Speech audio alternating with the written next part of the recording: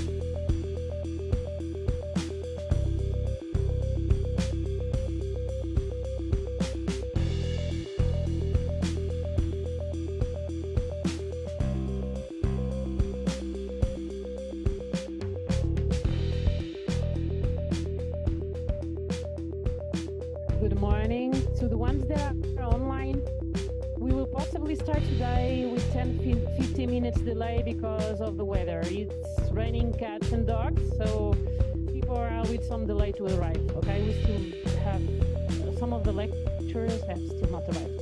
Pour celles qui sont connectées online, jusqu'au moment, on va faire le début avec un peu de retard, car aujourd'hui il y a beaucoup de pluie et il y a un peu de délai avec les personnes qui sont en cours d'arrivée.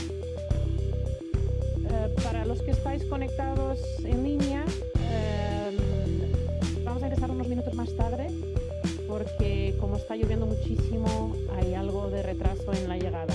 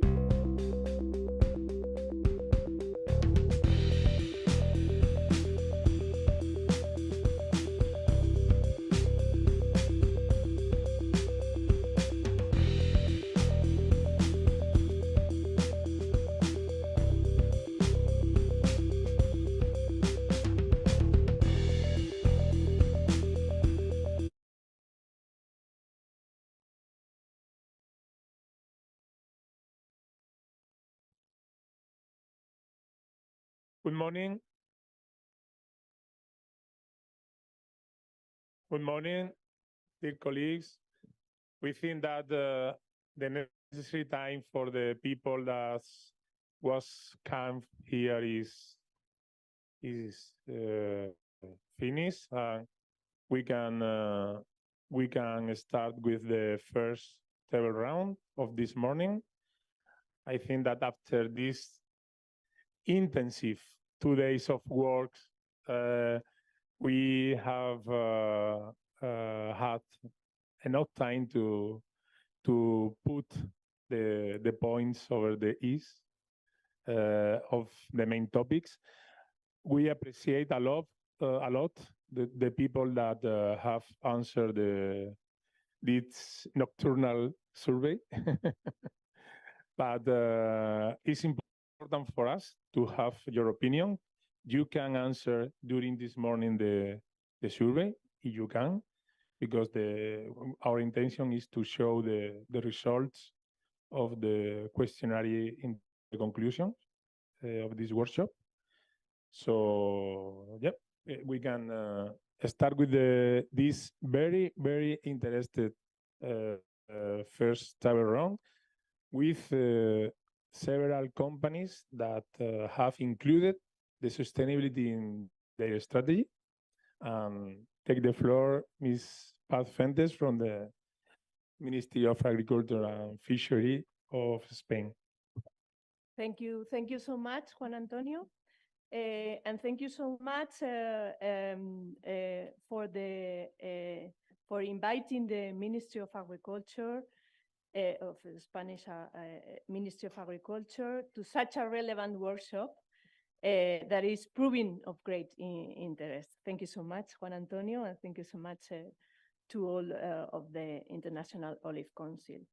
Let me introduce myself. I am Paz Fuentes Piñeiro. I work at the Spanish Ministry of Agriculture, Food and Fisheries as a Deputy Director of Arable and Industrial Crops and also olive groves.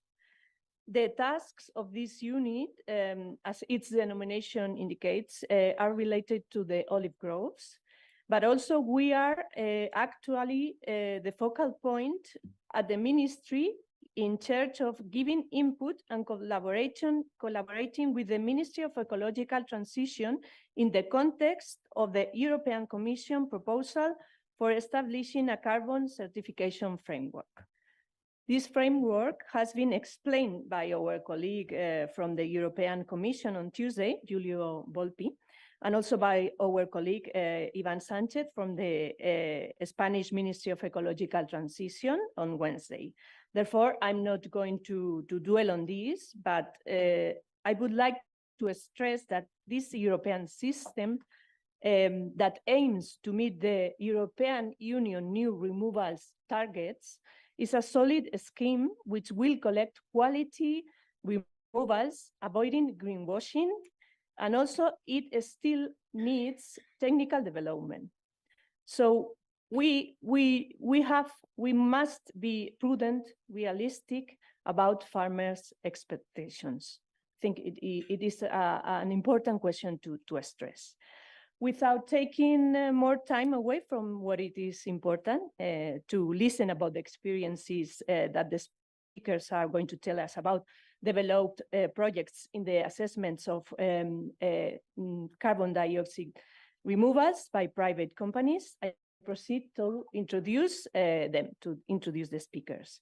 We are honored to be joined by Rafael Galve. Good morning, Rafael. Thank you so much. He is an agronomic engineer by the Technical School of Agronomists and Forestry Engineers of Cordoba. He is also a commercial quality and environmental manager of the company Luque Ecológico, located in Cordoba, in Castro del Río, Cordoba, Spain. Besides, he's the promoter developer of the project to calculate the carbon footprint on olive oil, carbon dioxide verified in collaboration with CO2, developed of environmental product declaration certification for EVO of the company Luque Ecológico. He has been a speaker at international course on the carbon footprint of olive growing in the International Olive Council in 2015.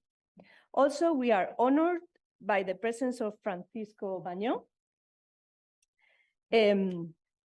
Let me see the paper that I have. Oh, okay. Okay, so we give now the floor to Rafael. So, Rafael.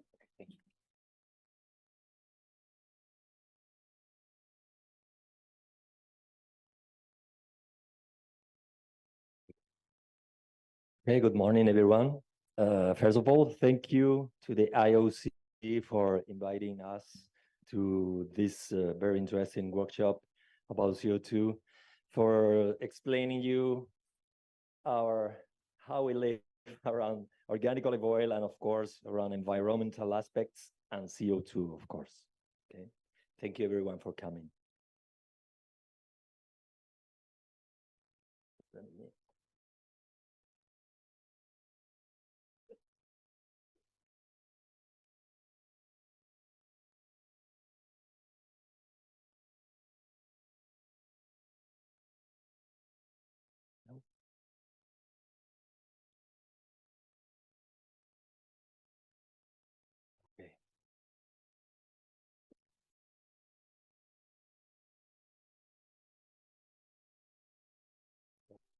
Okay, I will try to explain you a little about our company and our values.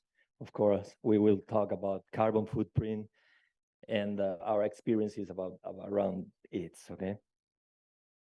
We are a family-run and operated company. We are located in Castro del Rio, Spain. Our founder was Jose Antonio Luque. He was former general manager at Carbono, the little company of olive oil sector in the 80s, okay? And he was the person who put the seed of organic farming in our family, okay?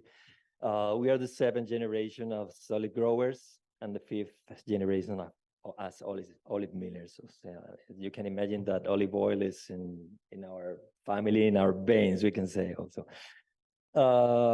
We started organic farming in late 80s. So we can say we are one of the pioneers of organic farming in Spain. You can see young staff. And of course, sorry. And sorry. We count in our board 2 agricultural engineers and 1 economist, young at the moment, but with a very young philosophy, but young mind and very proactive, okay? And the company started in '99 for widespread in organic farming in our area, and something more that I will try to explain you. Sorry. Okay, the main thing was our founder.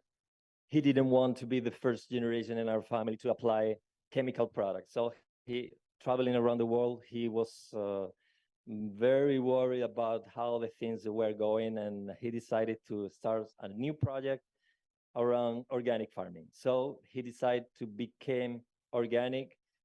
All the olive grows became inorganic. Okay, at that moment, no protocols, no certifiers were at that moment.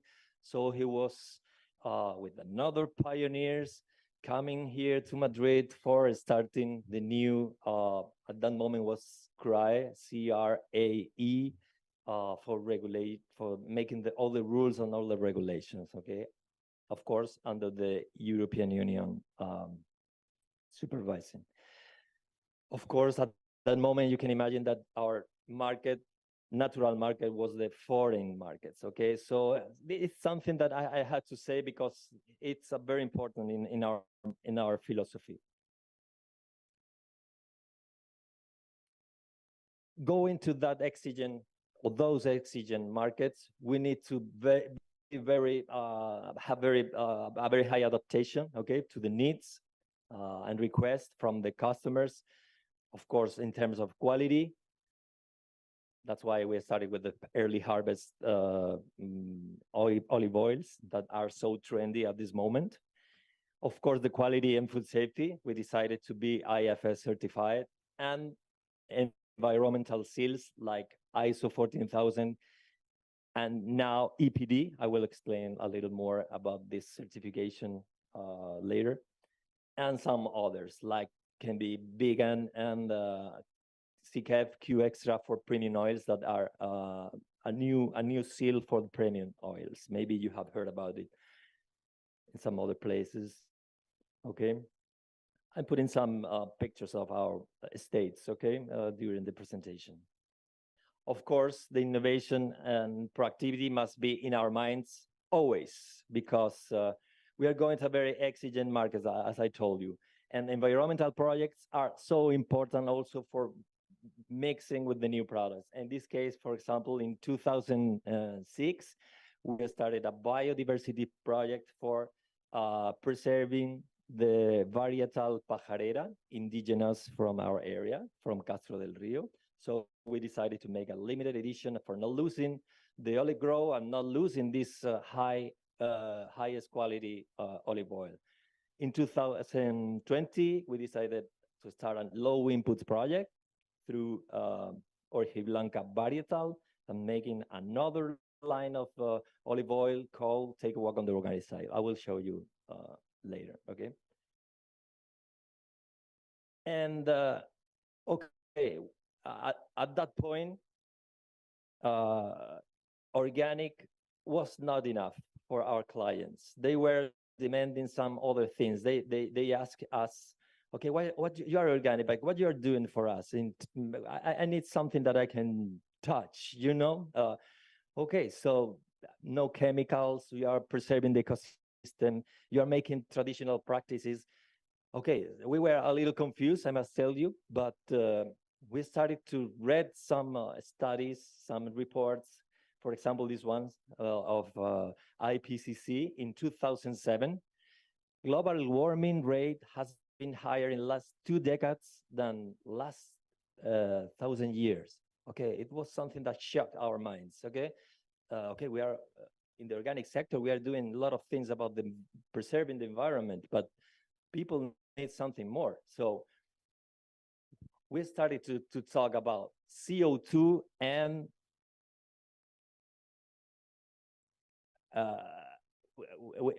carbon footprint, of course. We are a company with a high environmental responsibility, and all the things that we do during the whole process must be controlled and must take this point of view, okay, in our case. For us, the greenwashing is not enough. You have to do something more. You have to look inside and see and check the hot stages for acting in these stages, for improving your impact, okay, in the environment. That's why we think the activity must be sustainable during the whole process. And that's the key, the carbon footprint at that moment. Okay, we see that if we were able to measure the greenhouse emissions. Okay, we can give some more information to the consumers. Okay, so we decided in 2008 to make the first protocol for measuring the carbon footprint on foodstuff in Spain. Our company with a winery and a farmer for horticultural crops decided to make this procedure, okay, for knowing where we were and if we can improve, of course, because as you can check at the end, the most important thing is we are engaged with the reduction. Okay, we need to check in every stage what we are doing for improving. It's just the key, okay? And of course, it was something that we didn't want by ourselves, okay? We have a consulting company at that moment, and verifier or certifier that in this case was DNV. Okay, all the data that we took at that moment was verified and certified. Okay, I must tell you, for example, in 2008, there was no data for the absorptions of the vegetative cover between the trees. So that was something that was punishing us at that moment. Okay, but anyway, we wanted to calculate, okay, where we were. Okay, that's an example. Okay, our first calculation. You can see the agronomy and the packing and distribution was the main source of emissions. Okay, so during this year we have been working on that. Okay, because we have all the stages and we can improve. We decided not to also communicate that we were working on this. And of course, with this engagement of reduction, that was the most important thing at that moment. Okay, we are working on this. Don't worry, because we will do everything we can, okay, our best, okay, for reducing. The logo was this CO2 verified, okay, and it was on all our bottles and the tins. For example, you can check out the front label, okay, and explaining what we were doing. Okay, it was maybe too early for the consumers for better knowing what we were doing. Okay, that's why we didn't mark the total amount first, because it will change, and maybe you are not able to compare with some others because there are no others. Okay, that we were alone in this point. Okay, it's just to communicate that we are working on this and with this engagement. Okay, reduction. Okay. Sorry. And in 2013, we decided to go further, one step ahead, not just carbon footprint, some other parameters, environmental parameters. And we discovered EPD. Okay, there were some big companies of the sector working on this, like the Checo, Monini, Borges, and we decided a very small company from Castro del Rio in Spain. Okay, we want to play in that league also. So we decided also to become EPD certified. Okay, it's another environmental statement based on the standard ISO 14025. And of course, the life cycle analysis is so important also in this standard. Okay, as I told you, we need to check every point, every stage from the early growth until the distribution. Okay, you can have here some of the parameters. Okay, anyway, you can check after. I will give you a QR code for better checking. And based on the article Net CO2 Storage in Mediterranean olive and peach orchards that we found through our friend Christos Silogiannis, we decided also to include our carbon footprint in this APD. So you have our first certification, the total amount. It was around 10 kilos of absorption. We remove 10 kilos of CO2 for every kilo of our oil produced. Okay. So we can say that our olive groves reduces emissions. Okay. You can check through the website, the Environdec, the company in charge of the certification, and this QR, all the information. Yes. Sorry, Rafael, yes, for interrupting. These removals are related to the soil removals or biomass removals, all of them? The removals are related to the soil ones, the removals in the soil, also yes, in the biomass? Both. Thank you. We are taking in count or taking note of waste, The pruning roots. waste, and everything, the cover, the vegetative cover, when we all the byproducts, everything. Okay, Okay. thank you. Of course, we mark on the here and on the tins also all the information. The new lines that I told you about the biodiversity and the low inputs, okay, it's just for let you know. And okay, arriving at this point, I don't want to go further, but I just can tell you that it's something that the carbon footprint is so important, and the environmental aspects are so important for the companies, for the consumers. We need to transmit this information to all of them. And I think that IOC, the International Olive Council, can be a very good source or way of communicating this. Of course, we need also look at the carbon credit farming.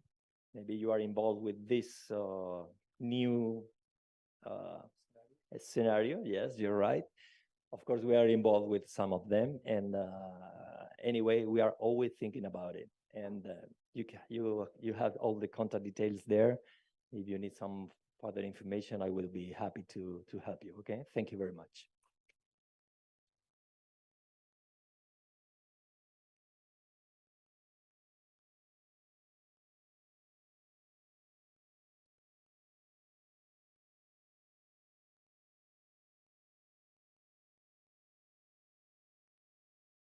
Okay, so our next speaker is Francisco Baño, sorry.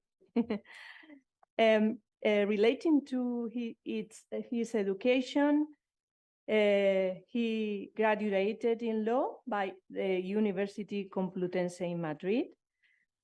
He has got a degree in international management and administration in Centro de Estudios Comerciales, Cámara de Comercio de Madrid. Also, he has a master's degree in executive development by IES, Universidad de Navarra, and relating to his professional career, he began his professional career in 1984 in Banco Atlántico in a domestic branch in Madrid. In 1985, he was moved to Panama, where he stayed for 4 years, working for Banco de Iberoamérica. He left Panama being deputy manager of the international department. From 1989 to 2003, several relevant positions in the bank sector in Italy, Latin America, and Spain has been occupied by Francisco. And from 2003 to present, he's the CEO of Castillo de Canena Group in Jaén. Is composed by 5 companies that cover the following businesses areas: olive trees orchards, industrial mills, olive oil bulk sales, production and sales of top quality extra virgin olive oils, oleotourism, and external advice. He also is a member of the board Interoleo Picual SA. So, go ahead.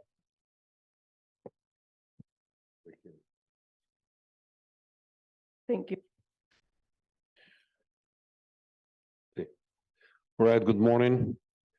Let me express my gratitude to the International Olive Oil Council, and especially to my dear friend Juan Antonio Polo, which we have been friends for the last 18 years, more or less. So when we met each other, we were really young, especially him. Well, it's really a pleasure to be with you today and to talk about one of the main issues that is affecting our sector, the agriculture sector, and the olive trees, orchards, and olive oil production sector, because I think I'm quite hopeful about the future, and I think that if we really pay attention to our capacity of being a forest keepers, because we are as well forest keepers, and we have to be paid for being forest rangers or forest keepers. It will be a very interesting source of income in the next future, hopefully. All right, I will start quickly my presentation. Let's see if I can control. Yeah, that's it. All right, so we are a family company as Luque Organic. We are based in Jaén, in the north part of Andalusia. Jaén is it used to be until now, I don't know, in the future, but for the time being, we have been first olive oil producers in the world.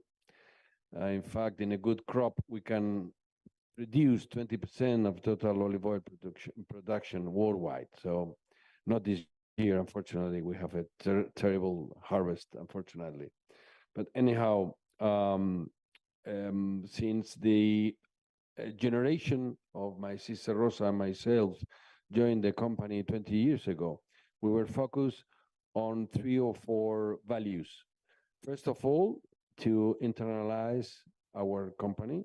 We thought that the foreign markets were really interesting for us. We have to develop our resources and our aims in foreign markets. Second point was to beat on sustainability all around the value chain. And the third one was to focus only on high premium extra virgin olive oils production. All right. Yeah, we started at the end of the 18th century, and nowadays we're the 9th generation in being in agricultures, in being olive oil producers, and now we control all the value chains, which is olive groves. We have an industrial mill. We have 2 mills. In fact, one small mill that we only dedicate to produce Castilla-Canenas extra virgin olive oils, and we have a big industrial mill where in a good crop, we can reach between 40 and 50,000 tons. We control as well our sales and marketing department, and we are involved as well. We have just started only 5 or 6 years ago with oleogastrotourism, which we think is a very interesting tool to educate people about extra virgin olive oil and how tough it is to obtain 1 liter of a good quality extra virgin olive oil. It's not easy, as you know. Our 5 main scopes in the field of sustainability. We are going to focus on sustainability, obviously, because we are in a workshop about CO2 and decarbonize our economy. We are bidding on circular economy, precision agriculture in the sense that with the precision agriculture, we can reduce the use of water, of incomes, etc. The third scope was to regenerate our ecosystem. We have the fourth one was to mitigate the climate change, and one important point was to balance our trophic chains. We think that one of the main keys as far as sustainability is concerned is to enhance the biodiversity. We think that we are keeping and we are taking care of a real forest, which is olive trees, orchards. So biodiversity is important. Now, where are we heading? We are implementing some agriculture practice to promote carbon sequestration in our soils. And we are going to detail now a few actions, a few measures that we have been taking in our state. First of all, regenerative agriculture. Well, sorry. Okay, that's it. Where are we heading? The idea is to decarbonize the global economy. In this aspect, we have a huge amount of things to say. The idea is to all our productive activities must generate less carbon dioxide than we consume. And so we are going to analyze 7 variables that allow ecosystem services to be strengthened. And just for giving you a brief idea about what means agriculture in the aspect of reducing the CO2 carbon print. for example, 40 years old olive tree can absorb about 110 kilograms of CO2 per year. All right. Well, now we're going to analyze those 7 inputs, so 7 variables that we are analyzing. First of all, the age range of our olive trees. We have divided our state in 45 different plots, and we are taking into consideration the altitude, the variety, geology, edaphology as well, production system, because we have 3 different production systems for the time being in our state, plantation framework, and the age of the olive trees. So you have here a map how we divided our 45 plots inside the state. As far as ecosystem services, we of course since 9-10 years we have respect 100% of the green cover of the vegetative cover in our state. That means that we are reducing erosion, we are maintaining our soil mixture, as well as we are providing with shelter for biological control. Of course, enhancing biodiversity of flora and fauna, retain nutrients, and prevents soil compactation, favoring root development. The third one is that we have introduced livestock. This is part of our plan to enhance biodiversity.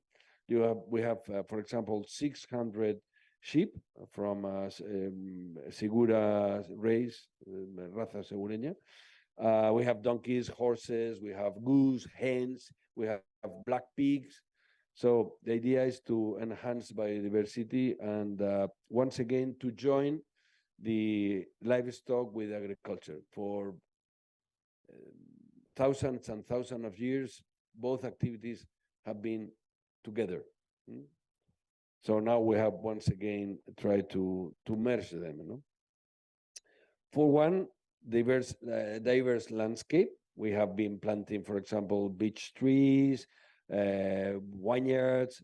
We have reforest part of the hills that are part in the central part of our state with 18 different species or varieties of trees.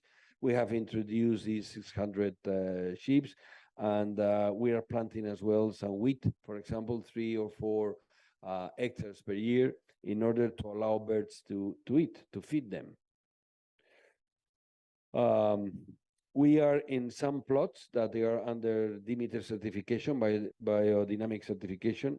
We are creating our own compost using pomace, so byproducts, the manure from our sheep and the leaves.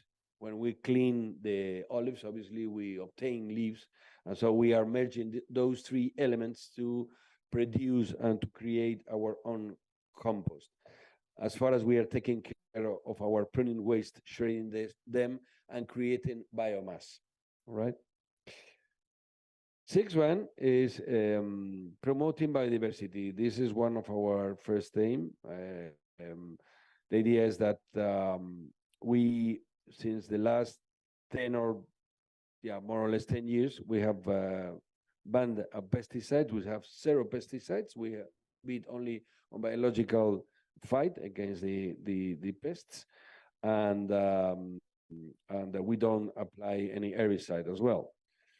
The scope is now about between 15 and 20% of the surface of our state is under organic certification or Demeter certification. The idea is to reach 2030 with 100% of our state under organic certification. We signed an agreement with BirdLife CO BirdLife, which is a very well-known ambientalist organization, and we have censuses about 114 bird species. In fact, we have published a couple of years ago a guide including those 114 birds species. we have 24 species of ants, 98 herbaceous plants. In fact, we are working now to publish, and hopefully next year, a guide including all the herbaceous plants as well as trees and any kind of a botanic guide. And we have, for example, those 32 different trees, cultivars of trees. The seven input is the ecosystem services verification. Under our point of view, in order to avoid greenwashing, we have been talking about greenwashing from the beginning of this workshop. The idea is to certify and to have an external endorsement. And we have been pioneers last April to receive from the AENOR, which is a certified, very well-known certified Spanish company. We have been the first company to obtain the sustainable crop production, which certified that we are our sustainability within the whole value chain. We are very proud. Well, this is some of our certifications. We obviously we invest a lot of resources in human resources and financial resources in being certified every year, but we think that this is an important endorsement, not only for us and to try to search excellence day after day, but as well taking into consideration that we are exporting up to 57 countries.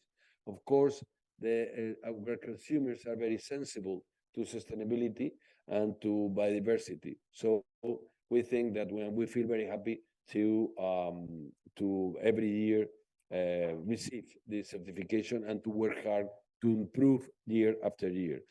We have as well a certification in EGS, which is important, although it's not directly sustainability, environmental sustainability, but certainly is social sustainability, which is a very important issue for us as well. We have been working in three different, I'm not going to extend much about that, but I would stress the Carbo Olivar project. This is a project that we started in 2014 with the University of Granada. We have two plots of 5 hectares, one where we apply every year herbicides, and the other one which is it's a natural 100% herbaceous and a green cover.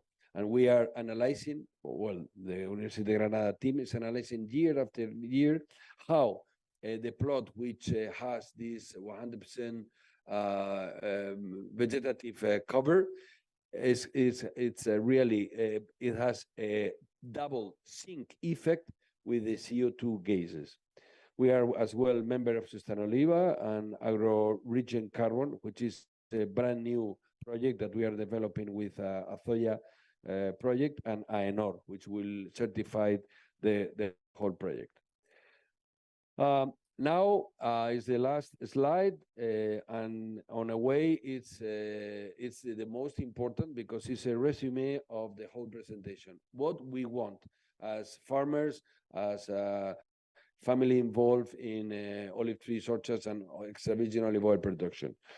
Well, the idea is, I was explaining at the beginning of my presentation, the idea is to increase the income of all the farmers, all the people which are really working year after year with having problems, facing back crops, like for example this one, and to that year after year they have to obtain an additional income because we are taking care of a real forest and we are, enhancing the sink effect with the CO2 gases and greenhouse effect gases. No, we have to have at our disposal, international marketplaces, where we can trade our carbon credits. But first of all, and from the very beginning, we have to validate a scientific and internationally accepted methodology. So if we want to go to the international markets to sell and to receive money from our credit, so carbon credits, we have to have an international accepted and endorsed certification that in any country should recognize that in fact that's true. That's a real true. We are, sinking X tons of CO2 gases, and that's represent X credit carbons. So this is important to implement an international accepted methodology, obviously based on scientific basis. Use our role as CO2 capturing, as olive oil of olive trees growers. This is a very interesting, powerful tool as well. So if we can add in our labels all around the world that extra virgin olive oil, we are at the same time helping to reduce the greenhouse effect and the climate change, of course, it's a very important marketing tool. Of course, will enhance millions of consumers to choose extra virgin olive oil instead other vegetable fats or animal fats. And at last, of course, it's important, we are talking about social sustainability to fix population and to try to increase the people which meet and make agriculture as a way of life. Thank you very much.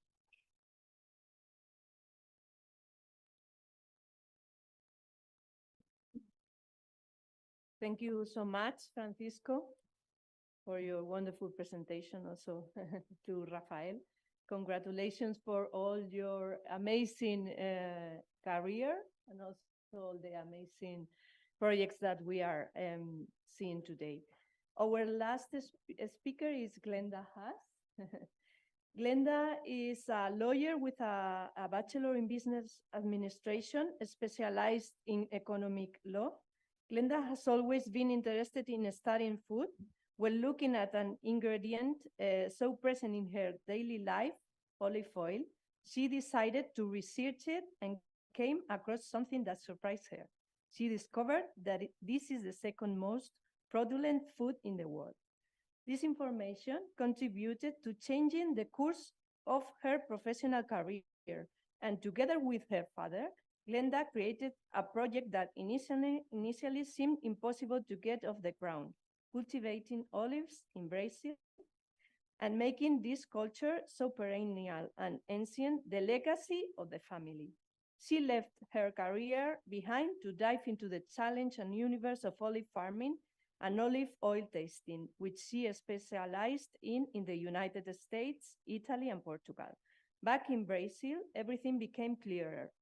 To make the dream come true, it was necessary to be present at each stage of the process, creating a virtuous cycle of respect for nature and people.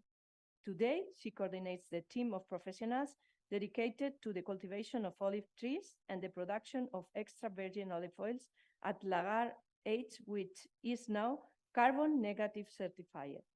Involved and learning more and more, Glenda is proud of the fruits of the endeavor, celebrating its flower, its olive, its drop of olive oil.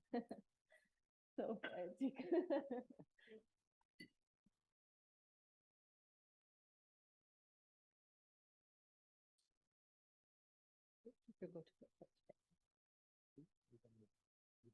Let's see how it goes. I can go here and then. Good morning, everybody. I'd like to thank Juan and the IOC for inviting me, even though I said, so I'm so small, why did you want me to be there? But I'm very honored to be here with companies that I have actually studied and tasted oils and have as a reference for me. So I'm very honored to be here. What I'm going to do is going to show our work through my perspective of leading this project, right? And all the initiatives that we have for sustainability since the beginning. I'm not an agronomist, as Paz already told you. So I want to bring my perspective also from hearing all of you from these last 2 days. So I was thinking about it last night, what should we bring to the table more? So first of all, I don't know how familiar are you with Brazilian olive oil history. So we are the second importer of olive oil outside EU, only behind US in volume. And almost 100% of our olive oil is imported. We only produce 7 100,000 liters of olive oil. That's not even 0.5% of what we consume. And we are now in the 4th attempt of olive growing in Brazil, which is only 20 years old. It started in early 2000, late 90s. And our first olive oil to ever be marketed was in 2010. So we're talking about a very short period of time and experience in Brazil. Embrapa, which is our research institute from the government, estimates that just in Rio Grande do Sul, where we are located, we have around 1 million hectares suitable for olive oil production. About Lagaragá, so once we decided that we were going to do this, we were not sure if we would have actually olives to make olive oil. So we started slow in 2014. But since the beginning, what we wanted to do was something different. There was no point in pointing another product in the market, just business as usual, just because. Like in 2021, when we launched it, actually, June 2021, how could we not think about people? How could we not think about the planet? So everything we've done, we was thought through the beginning, with no real strategy at the beginning, to be quite honest. So we decided our mission would be to encourage consumption and awareness of olive oil, as the data you past told about the fraud and everything, and help consumers to make more conscious and healthy and tasty choices. Healthy and tasty because it's olive oil, and good one, high quality, and conscious because we want people to understand their whole while they're making a purchase, while everything they do has a consequence, and we want to make them aware of that, so that maybe the world could go a little bit better for the future, right? We also envisioned ourselves to be a reference in making high quality extra virgin olive oil in Brazil and be known through our ESG practices.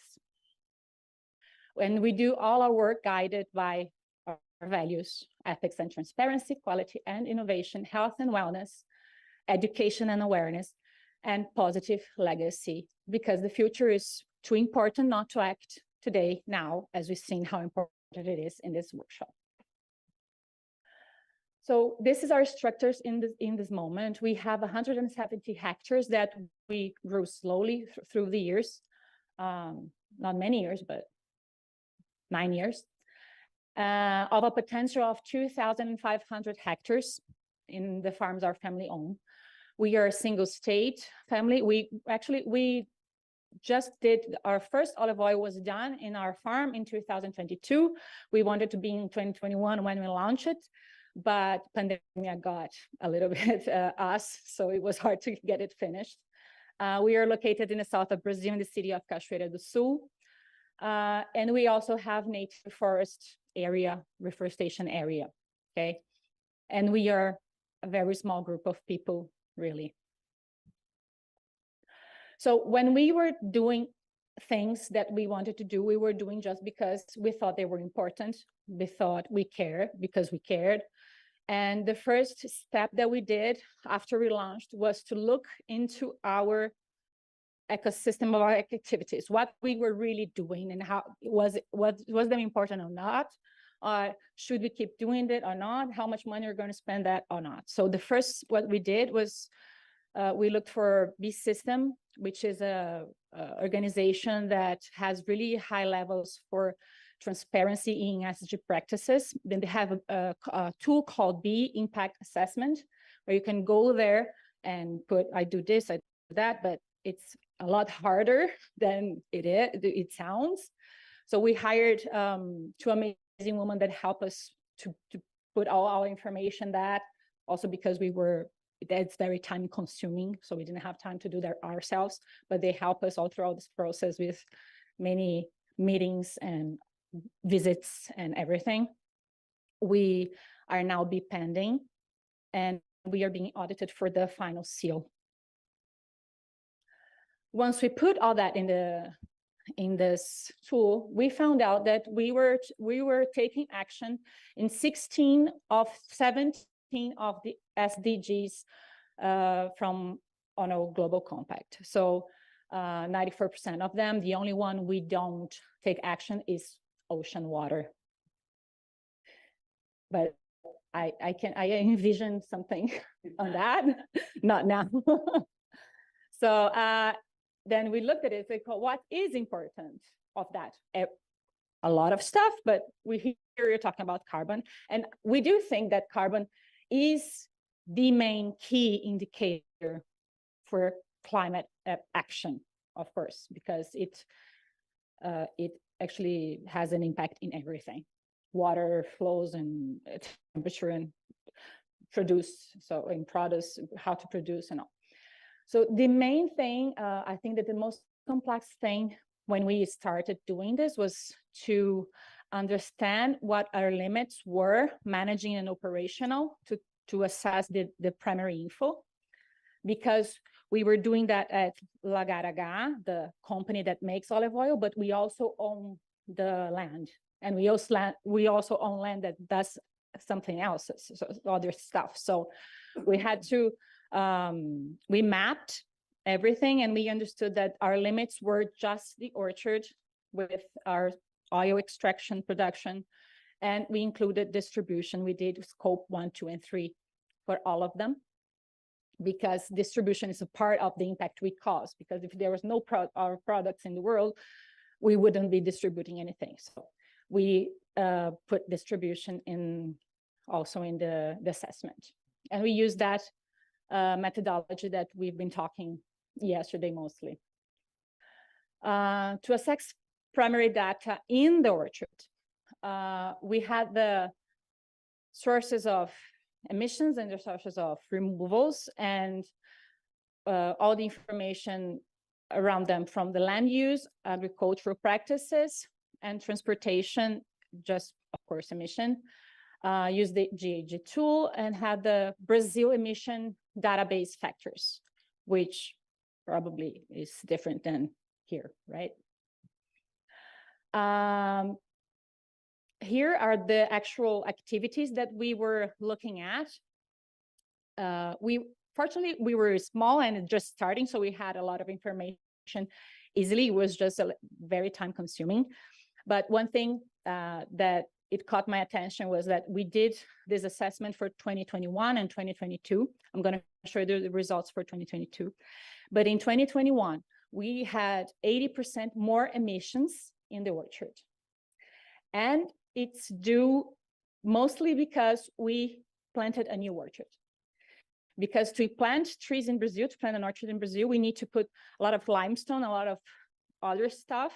And we do the tillage around 60 centimeters deep in 4-way to, I don't know if you do that here, if that's common to do that here, but we have a very acidic soil, so we have to do it more basic. So this impacts a lot the emissions of the orchard. So something, it really depends on where you are. So case by case, you have to analyze the primary data. And our results took into consideration that we are integrated production certified by the government. So we have traceability, we have food safety, but we also have good practices. So we have the coverage with 3 different species all throughout the year. Each one of them blooms in different seasons, so they are there forever. We don't need to do anything with them, just the typical pruning, cut it. We prioritize biological and mechanical means of treatments instead of chemicals, so we use them. It's really reduced. We do the pruning, we shred the pruning into the soil, and so all these things provide also the life cycle of nutrients in the soil, keep moisture, even though in Brazil we don't need that much moisture. This is the seal. There is only 2 farms certified with integrated production in Brazil. We are one of them, and the government only launched it in the end of 2021.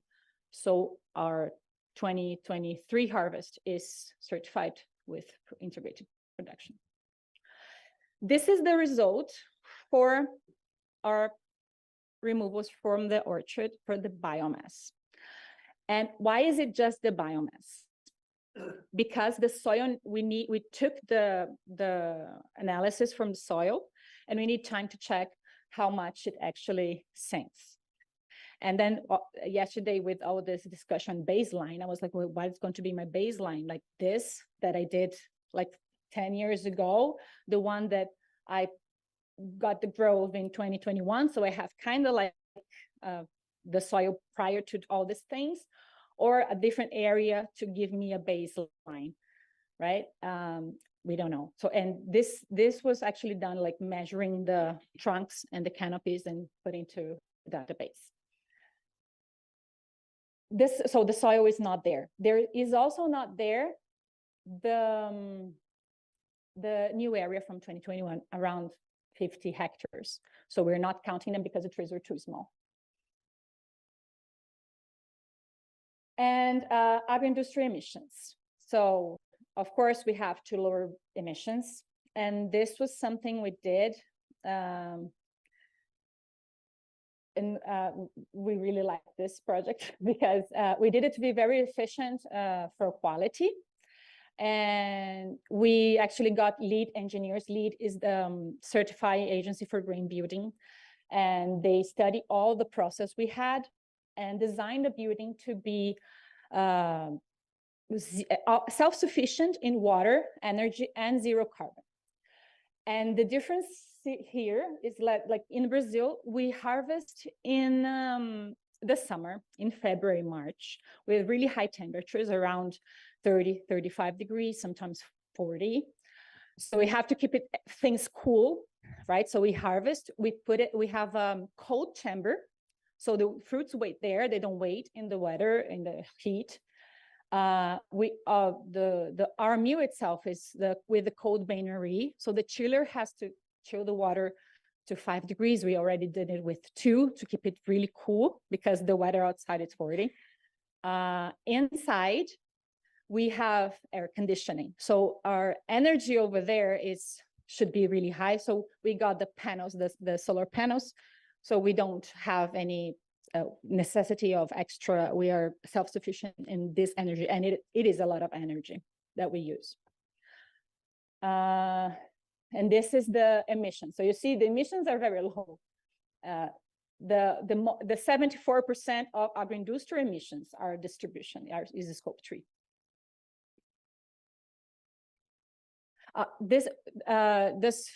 When we get the certification, it's going to be in January. We will be the first LEED certified olive mill in the world. So this is our result we got, and the removals were 1,266% more higher than the emissions. And we thought, when we first did this assessment, we were not thinking about credits or anything. We were just trying to understand what we did, if that was worth it or not, if we invested our money right or not, because as I said, we were really erratic about our initiatives, right? So then we found out it had to be certified. And if you see, like we already got 5 certifications in like 1 year. So it's a very expensive process. And also, well, again, many things are not included. The soil, the new area, solar panel was just installed in this summer, so it is not there yet. And the removal from land changing here is important because this area where we planted, where we are located, is basically cattle pasture and soy and rice. So we have a huge change in the land use. So that's why we have so much removal from the land use. And then we find out, talking to people how you're going to turn into credits, is that no, the land use, you cannot use the changing land use to get credits, only for your biomass and stuff like that. So it was very good to come here and also understand why this, because we are still trying to understand things from here, right? It just happened in September, right? And all of our carbon emissions are this high, higher than the agro-industrial emissions because of transportation, mainly people coming from the city to there and practices in management in the orchard. Then this is the result, I mean, the business results of it. Like, we like to think that our olive oils are the reflection of what we do. And we are very proud to have won 70 awards in these last years. Also, we are in guides and everything. So we are proud to be actually high quality olive oil as we wanted. And we grew 128% this year. And in the last quarter, we grew 678. But don't get fooled by this number. We got a lot of media attention from it. So this is the paper of the newspaper from Brazil, like the main economic newspaper. Also, Mercosur did an article on us. And of course, we can say that people learned from us, from this media attention, but we cannot say that the sales was a direct impact in that, right? Because we actually amplified our strategy. We hired more sales people, and we also got into food service, which gave us a lot of volume. So we are going to, this is the oils. So just so you can see how cute they are. And for the future, what we are planning to do, so we will reevaluate the stock carbon in soil and from the new area in 2025. We are trying to understand if that's this assessment needs to be done every year, like paying for the company, paying for the certificate every year or not, or if we can do it every now and then when we have different, we can have some grow or anything like that.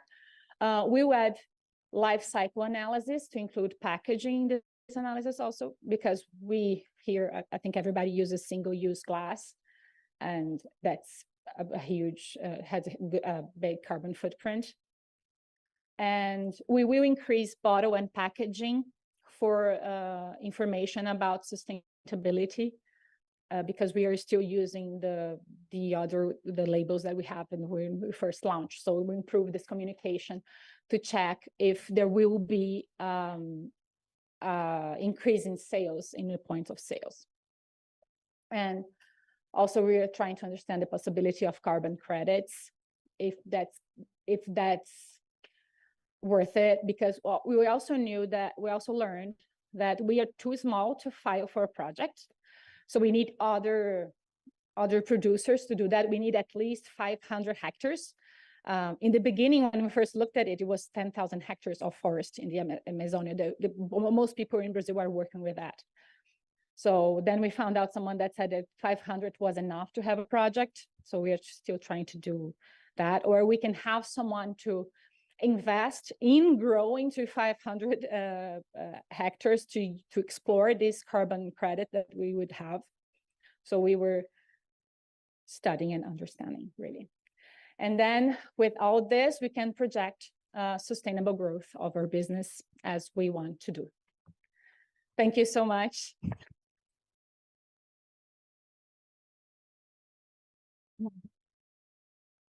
Thank you so much, Glenda. Sorry, because I said Glenda was the last speaker, but not. I meant the next. Sorry for this.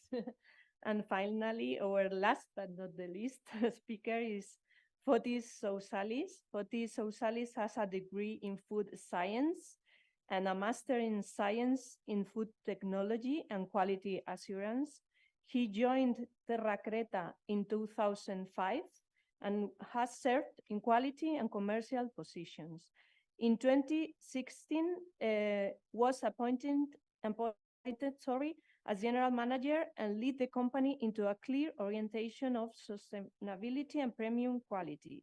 After the absorption from Melissa Kikias, acts as the olive oil plant and sourcing director and in the sustainability leader of the organization.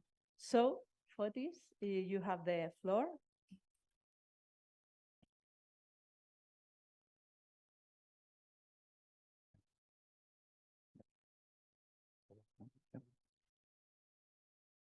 Thank you very much. It's been a great honor and a great joy, I think, to be here, invited by the International Olive Council, and to be among such important companies and important scientists that have done a lot of research on this topic. Whenever I think about sustainability, this tree comes into my mind. This is a 3,000 years old tree. It's very close to our mill, just 5 minutes away. And really, it's what sustainability is about. If you have a tree that can sustain 3,000 years old, then we should all learn from it. And to be honest, as people, as a company, we get a lot of inspiration from it.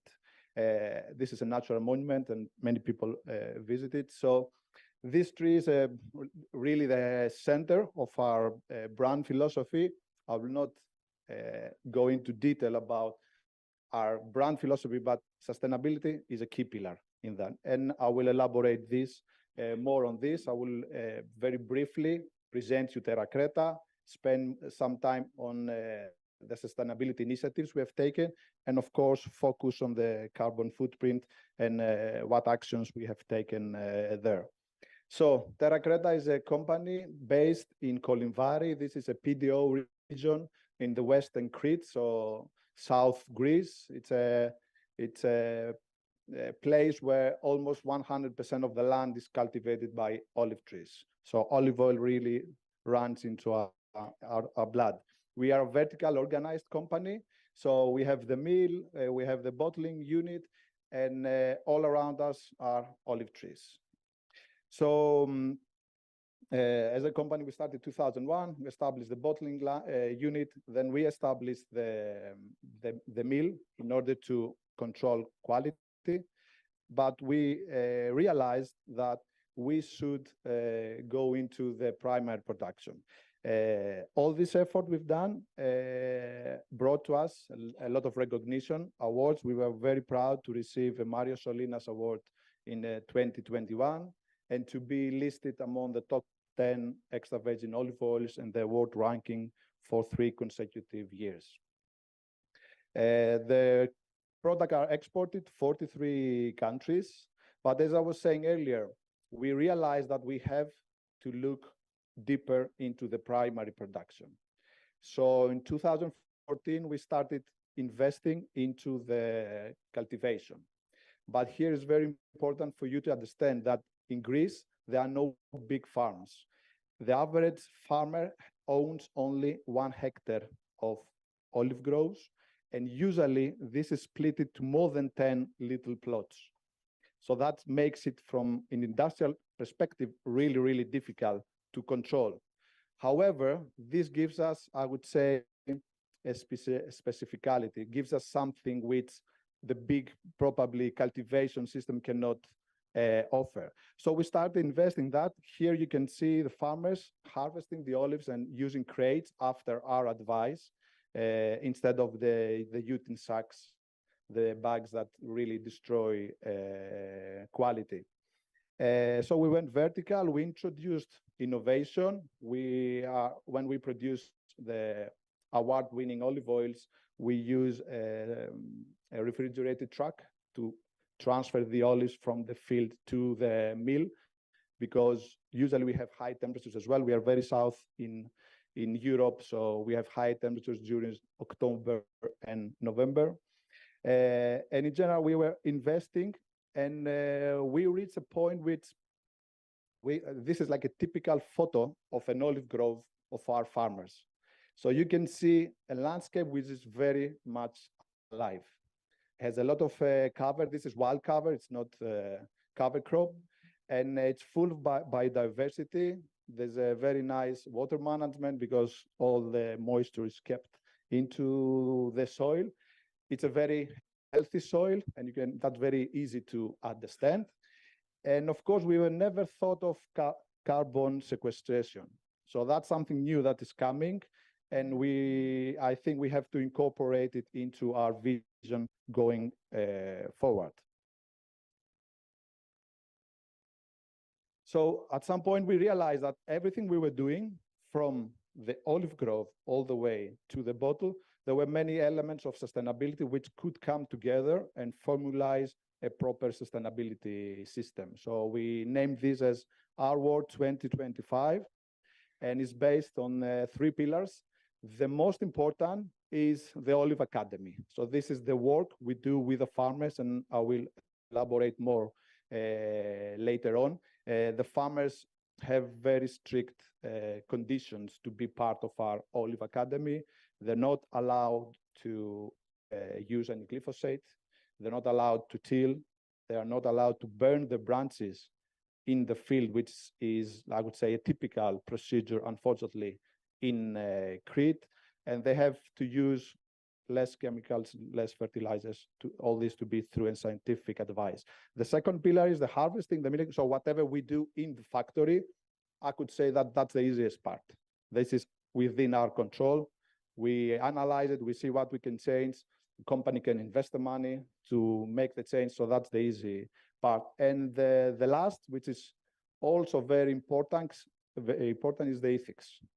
And especially when we talk to the farmers. So the farmers are contracted with us, so they have an assurance that their olive oil will be sold to a premium buyer, and they have the assurance so they can invest into their fields and go forward. That's very important for a very small farmers that don't have really the bargaining power, and or they cannot have a long-term view on their plot.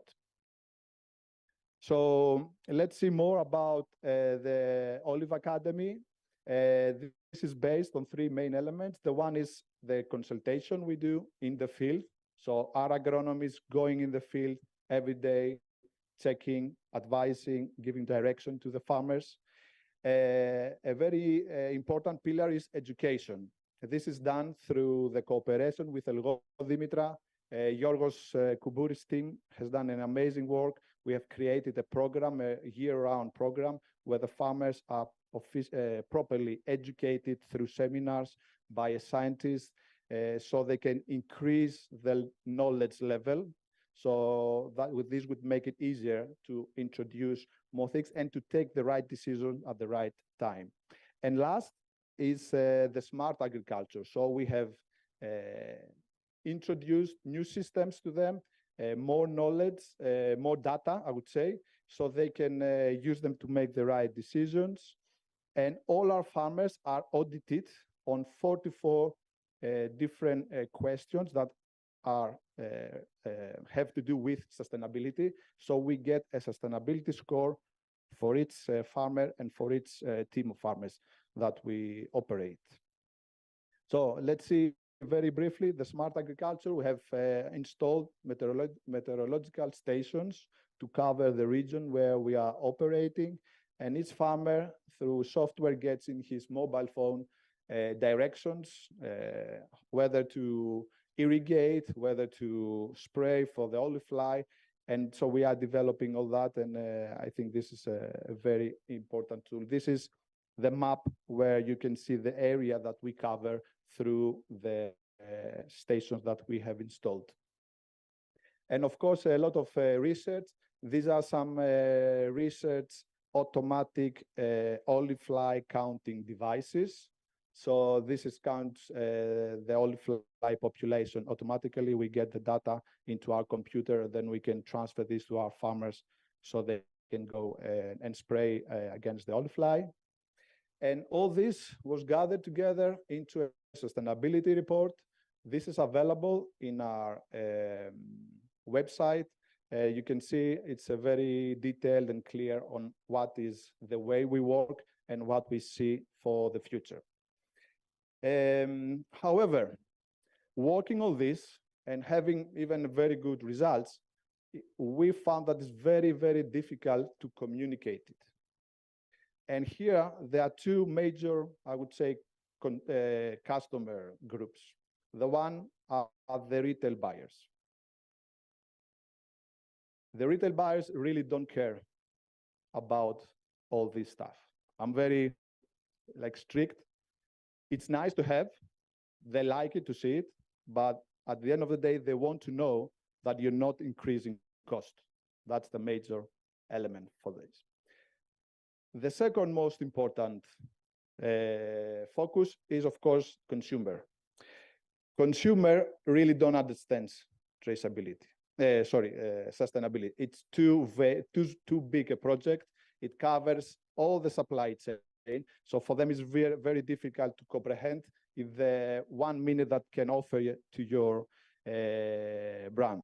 So we proceeded into focusing when it comes to communication to the CO2. You see, we publicized like a logo. We are on a mission to erase our emissions.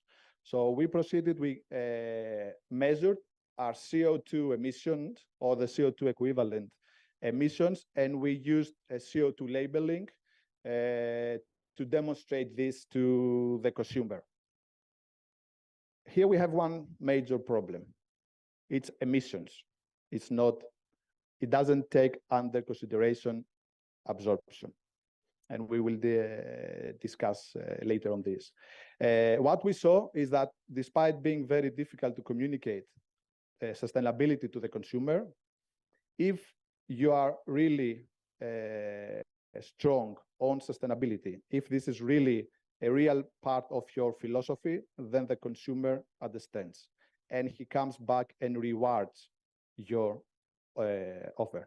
If it's only greenwashing, I think it's very easy for the consumer to understand that that has no depth, no real value. So he goes away. So my advice would be, if you're real on sustainability, push harder, spend the time, educate the consumer, give the data that he needs, and you will see the results further down the line. I will not spend much time on our priorities, but I'll just focus on two of them. The one has to do with the climate footprint. We want to take down our emissions. I forgot to mention that when we did the calculation of the emissions, we found ourselves to be 15 up to 33% improved compared to a regular Greek extra virgin olive oil. So all the effort we were doing in the field, it could bring a real result. We will continue doing this job. And of course, here we have to take under consideration what happens with the absorption. Unfortunately, when we discussed with a company that did the certification, we were told, and I was sending to them, the IOC papers and all that, there's 10 kilos absorbed CO2 per kilo of olive oil. The reply was, there is no strong evidence, there's no scientific methodology approved by everybody, so they can take this under consideration. So I think this is a critical point that we have to prove to everybody in this sector that there is a methodology and we can prove what is the carbon sinking effect of olive growing. And the second one, it's the social footprint. That has to do with the farmers. The farmers expect from us, expect from the olive oil brand owners, from the bottlers, to really give them direction. And as a company, we will evaluate the work we do in the Olive Academy in respect to the social influence that they have in their farmers. So to summarize and really to connect with what we have discussed these 3 days about the carbon sinking effect, I think it's a very good opportunity to change the narrative. Olive oil companies are very introvert. Most of us go out and say, I have the authentic extra virgin olive oil. Obviously saying that the rest are not authentic. I'm the only one. So we should really go away from this because we're just hitting our legs here. And CO2, I think, is a good way to proceed forward. There's a lot of bad publicity about extra virgin olive oil. Many journalists publish articles that olive oil is not real, You should be afraid which one to pick. It's very difficult to select, and you can be fooled and all that. This is killing us. I think one of the reasons, and this is also official, EFSA says that, and I heard this earlier, that olive oil is the most adulterated or one of the most adulterated food products. Do you really believe that? Do you really think that an adulter, there's a big problem of adulteration in the industry? I don't think so. I think one of the reasons could be the way organoleptic evaluation was included into the olive oil standards. Of course, this is a topic not for this workshop, but I think it's important for the future to consider this. So carbon credits, I think, could be a good initiator to push the change into the field. The change into the field will happen anyway. Why? Because we have the Green Deal, so the farmers need to minimize 50% their pesticide residues, 50% their fertilizers, and most importantly, we have climate crisis.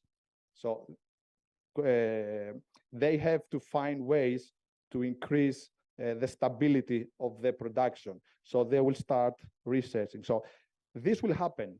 The carbon credits could help us move faster into such a model. And this life cycle analysis will give us will give us the opportunity to discuss about carbon absorption instead of carbon emission. If you compare the carbon emission of olive oil compared to seed oils, we are losing there. Why? Because our yield per hectare is very low. We have trees with very little fruits, so we are not scoring very well. So we have to change all this and start discussing about carbon absorption. And over there, we are it's much easier landscape for us. And at the end, to finish my presentation, I think we have to talk more openly about regenerative farming. Everybody discussed that. The other day, I heard about the Mars CEO discussing about regenerative farming and that they are pioneering this. I'm a big skeptic how such big organization can do that. So, and really what we do in terms of sustainability, it's more or less regenerative. So we have to include this into our vocabulary and really be very strong on that. Thank you very much.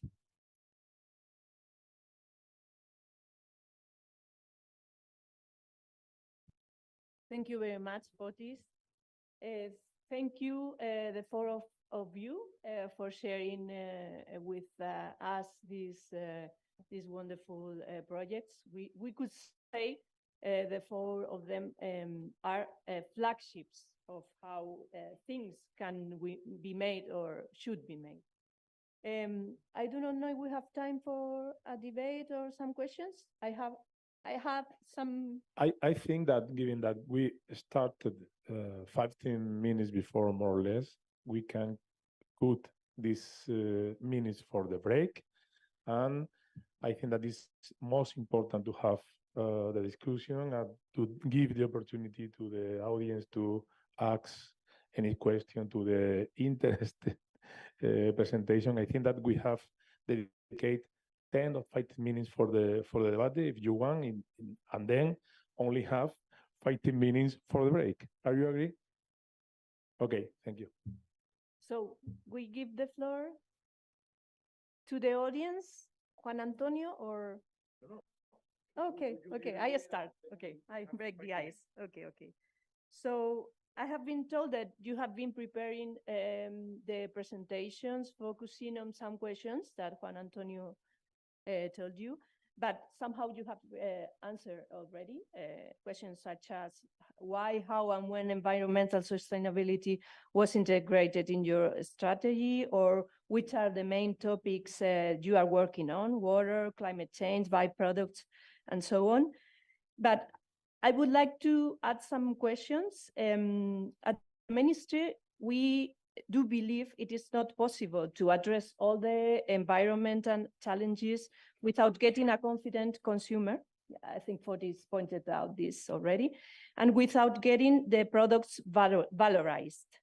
by all the steps of the chain, mainly the last one, the consumers.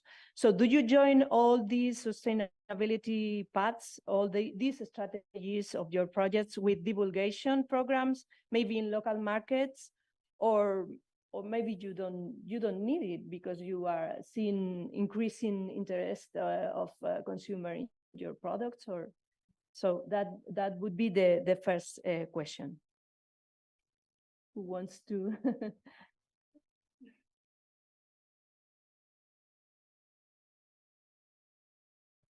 Okay. We think that it's important for the consumer to have this knowledge. I mean, it's not, you have to keep talking to consumer all the time. Like they easily forget stuff. So you have to tell them every time. So you have to be in the bottle, what you do in some way. You have to be on your website, you have to be on your social media.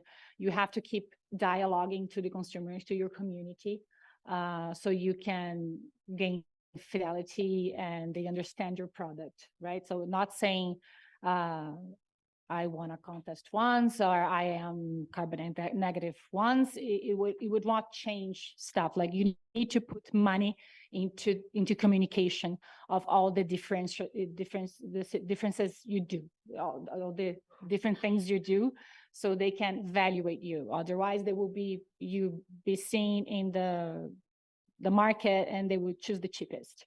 So you have to keep telling them what you do differently.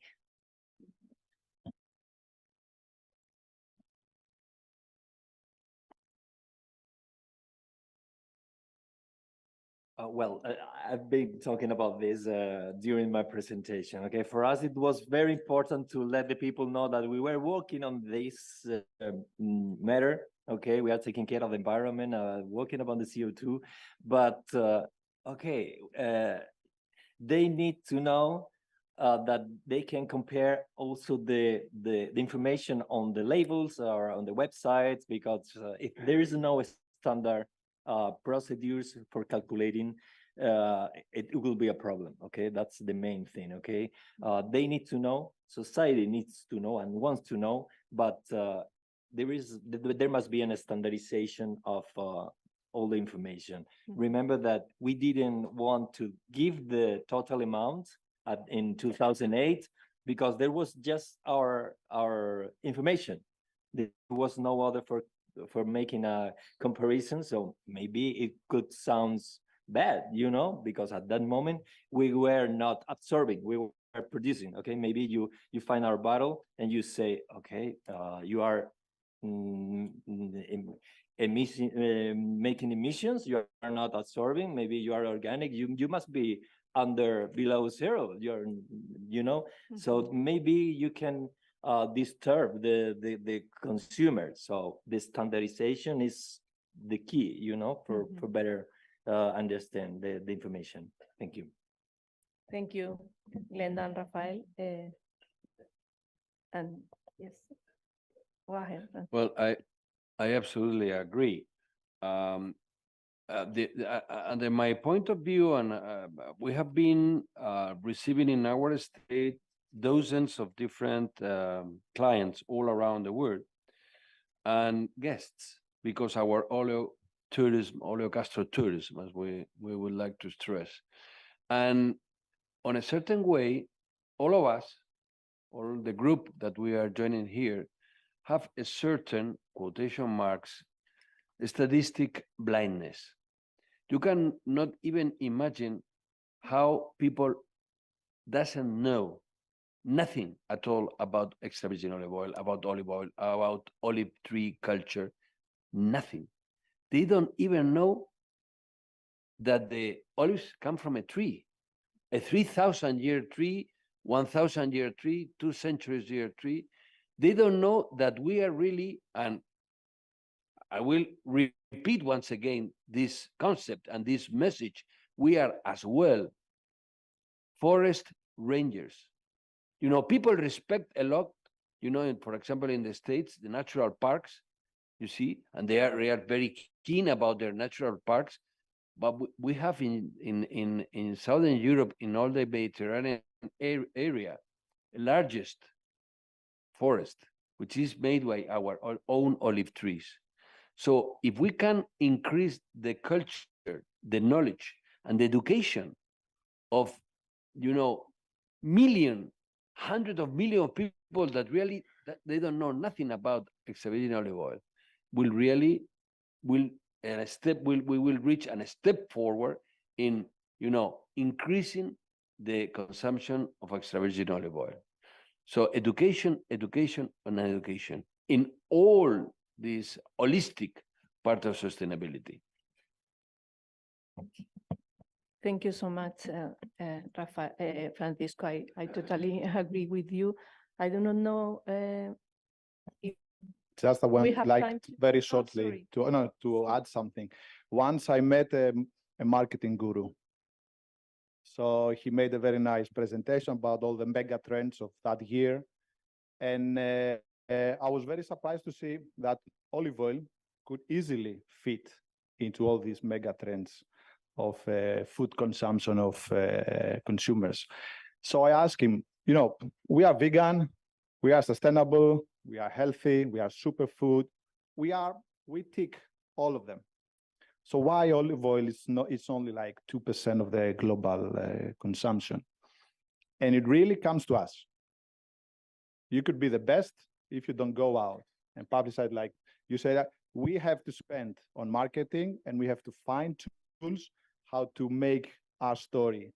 And all this discussion about the narrative on carbon footprint, I think it has more value marketing-wise than financially wise for the farmer. I think the money that the farmer will receive from the carbon credits would not be so important compared to all the marketing effect and the change of concept into the mind that we can bring through this. However, I had noted in my presentation, and I didn't say that, I think it would be very helpful if Olive Council, International Olive Council does a feasibility study, so we understand, taking some considerations, of course, what would be the cost benefit of going forward with carbon credits.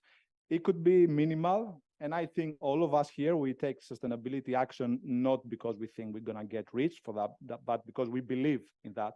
And we see the forest and we have to take care of it. But on the other hand, we need to have a guidance, at least a financial guidance, that this is what you should expect from this journey. Thank you. Thank you so much. I have a lot of questions. I could be here for 24 hours asking, but maybe it's more fruitful if we give the floor to the audience. No, let's see if there are some questions from the audience. Okay.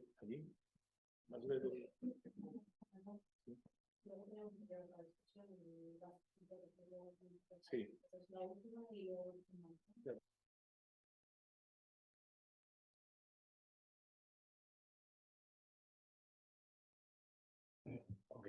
Okay. Thank you very much for the great presentation by the speaker. I am Haki Boudel from African Plant Nutrition Institute based in Morocco.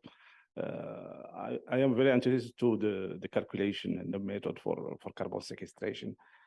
I have seen some number presented by the speaker, like Mr. Francisco, Mrs. Haas, and the estimation was mainly from the above ground biomass and sometimes also including the soil. And what I have presented before, and also the below ground biomass is very important for the estimation of carbon, mainly when we are talking about rainfed system, rainfed olive system. You know that the roads are not negligible, that we have demonstrated in some research that we have started in North Africa region, mainly in Morocco and also Tunisia. How in the future can be also we can revise the methodology for carbon to include all the tree system to update some number about carbon sequestration in olive. Thank you.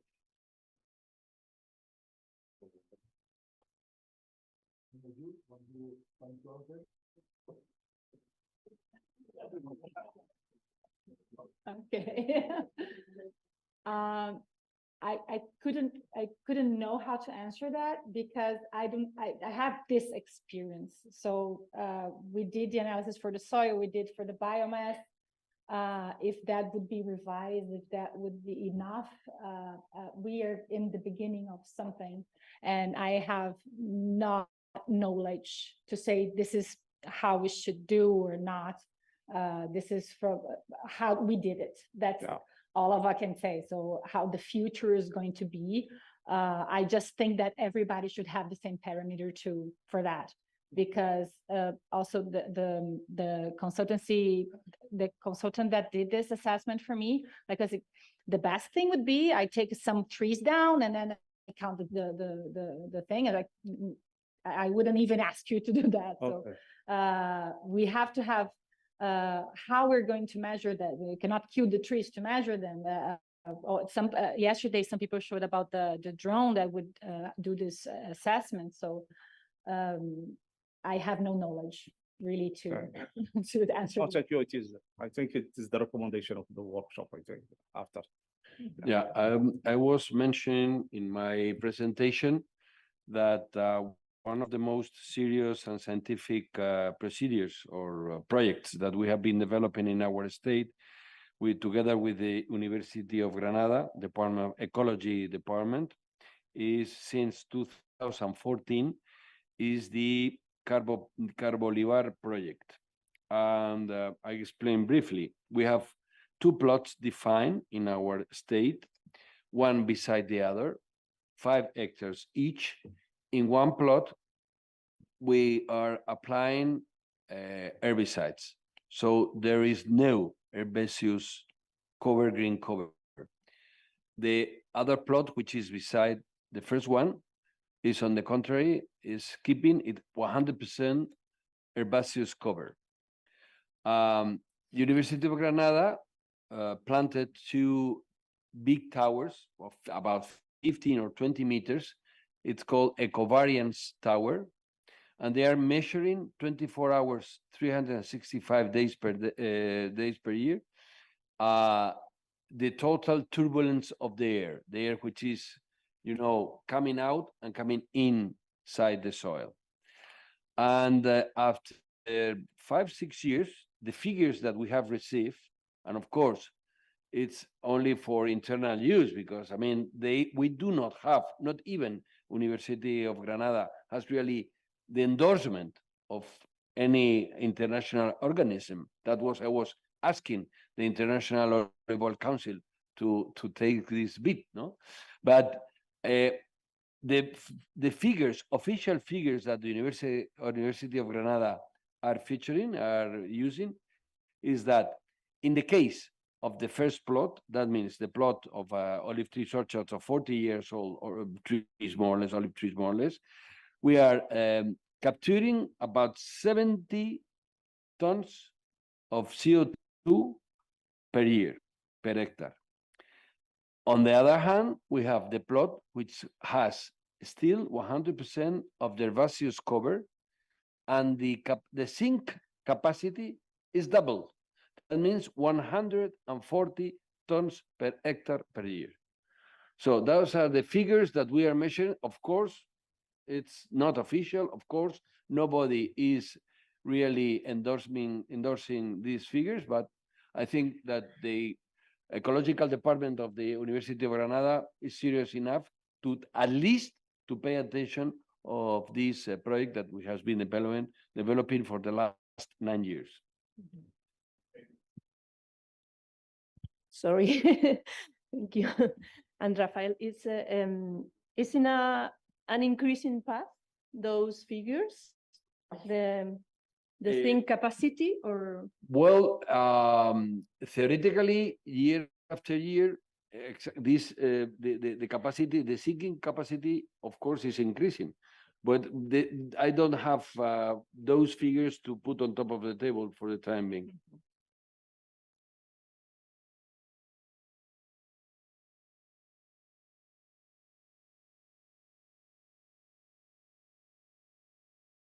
So now we have a coffee break. What? Okay. In the screen, you have the QR code for the survey to have your opinion about the main topics that, in our opinion, had been discussed during 2 days. We appreciate your answer, please. In 20 minutes here, please. Okay? 20 minutes.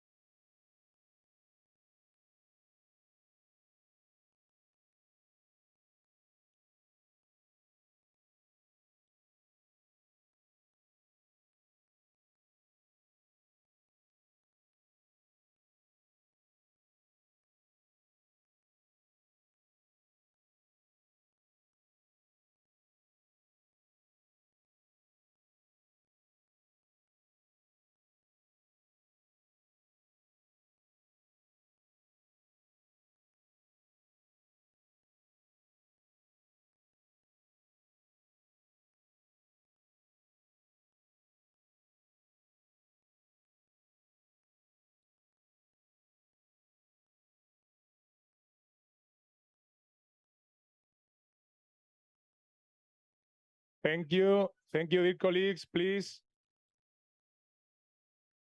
take your seat, please. We think that is very important, the break for the network and for speak with each other, but we need to continue because we have in front of us, I think, a very, very interesting experience from very, very important companies in our sector. And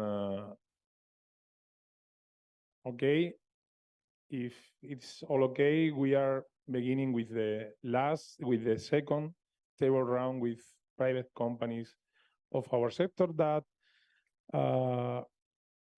they came here to share with all of us their experience about the integration of the sustainability in their strategies.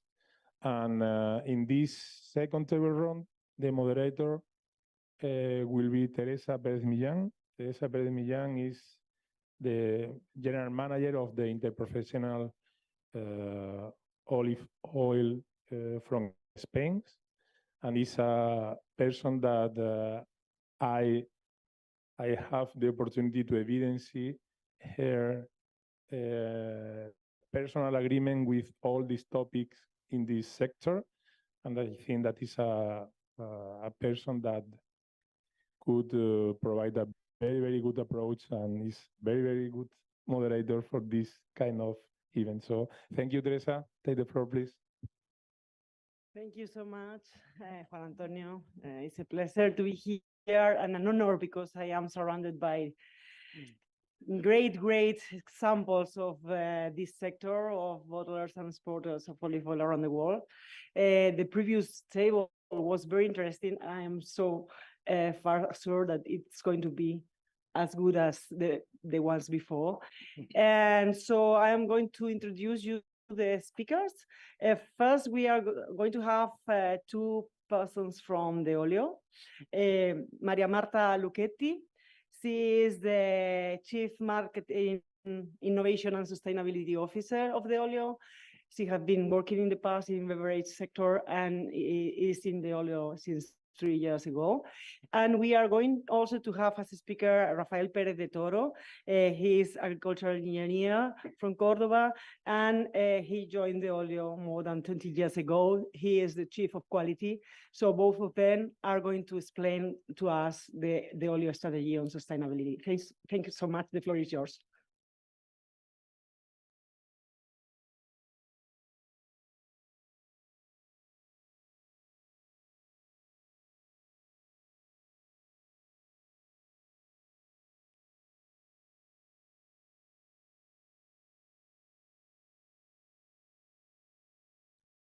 Okay, good morning, everyone. Well, I joined the Olio as Teresa. Thank you for the introduction. As she has said 3 years ago, and it's an honor to be here today to share with you the progress we are doing on the sustainability strategy. I'm quite new in the category. All my experience is related to other fast-moving consumer goods sectors. And if I may, before jumping into the strategy, let me share with you a little bit what's the Olio in the context of the olive oil industry.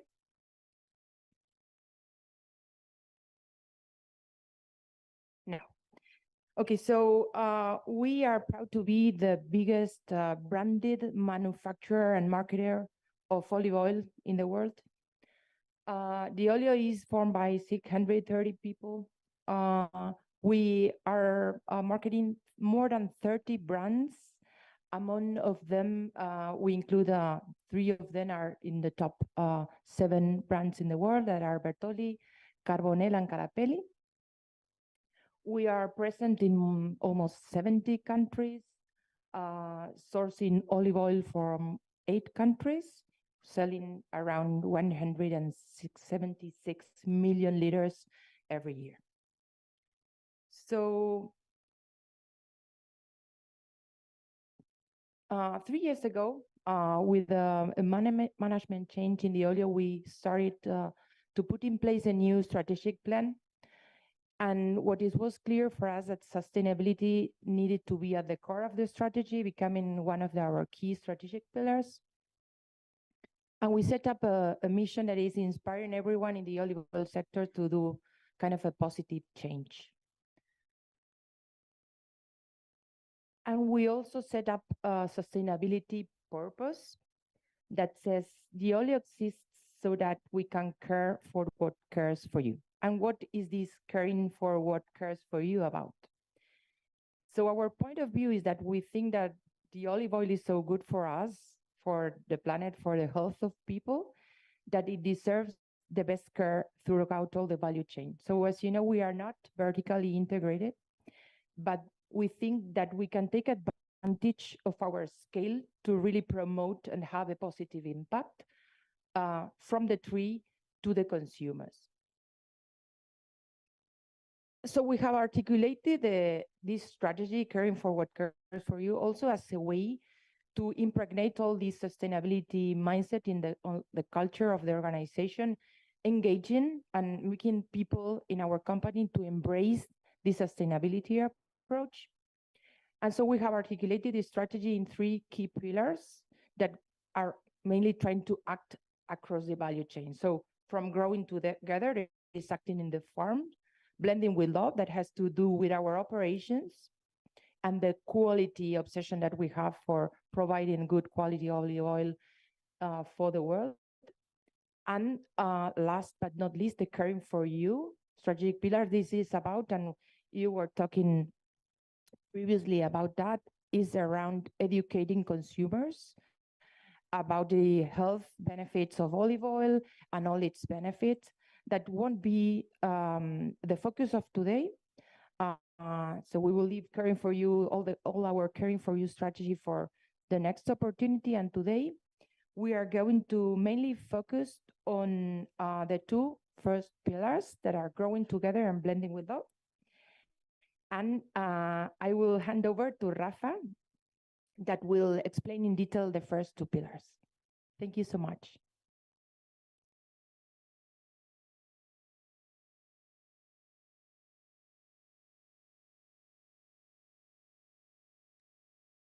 Thank you very much, and congratulations for the IOC for this workshop. I'm going to share with you the 2 first pillars, as Mario said. These 2 first pillars is growing together and blending with love. I will start with growing together.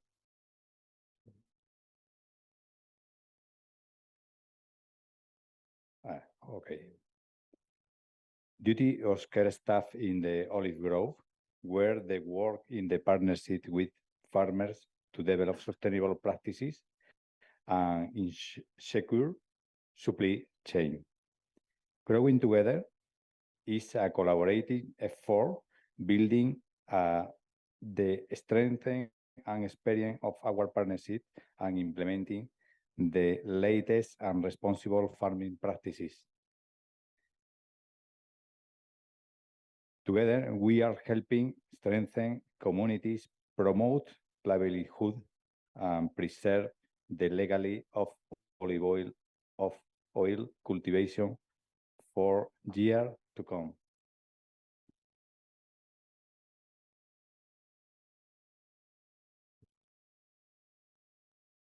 Since 2018, we have been working to develop sustainable practices that improve our products and guarantee add value for all stakeholders and protect farmers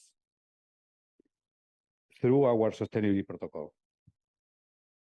We are pioneers, and we are very proud of this sustainable protocol. As key action of our protocol that are directly related to their carbon balance is the olive grove and the production of olive oil.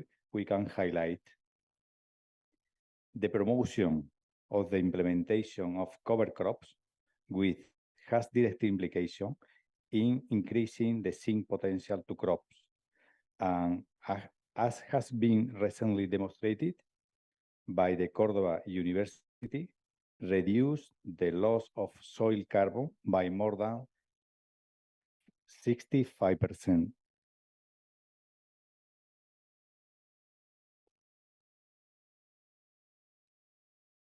Some of key achievements on the last year include source, more than 44% of our extra virgin olive oil is from farmers and cooperatives certified our sustainable protocol.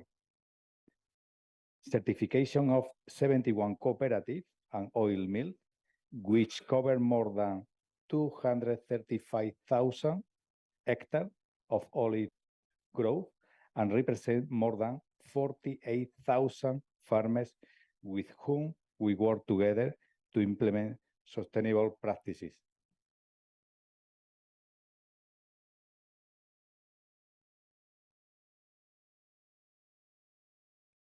Now, I will speak about the second pillar, blending with love.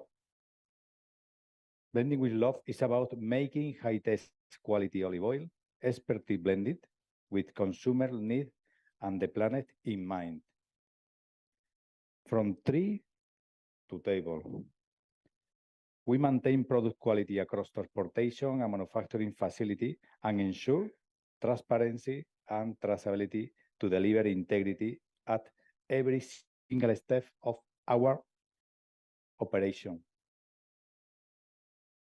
We are constantly assessing how we can lift our standard and those of the industry while ensuring our operation to minimize harm to the environment.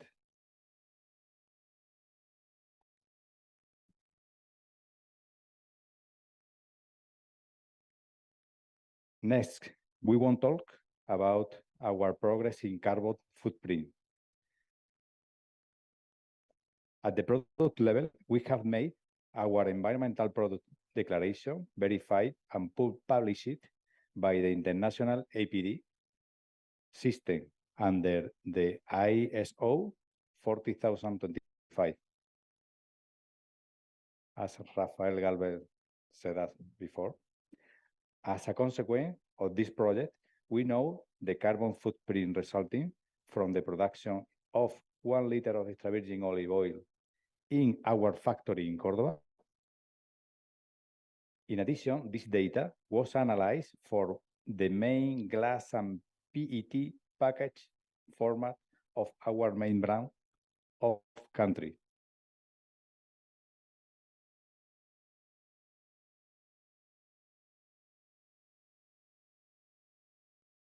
The result obtained are clear.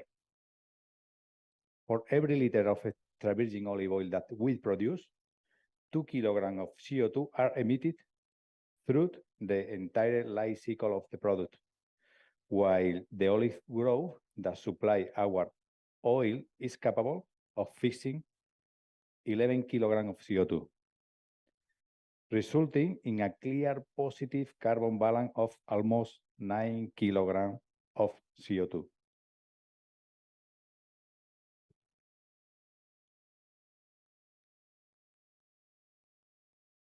With this number, we can affirm that extra virgin olive oil is not only the healthiest edibles, but also the most beneficial for the environment.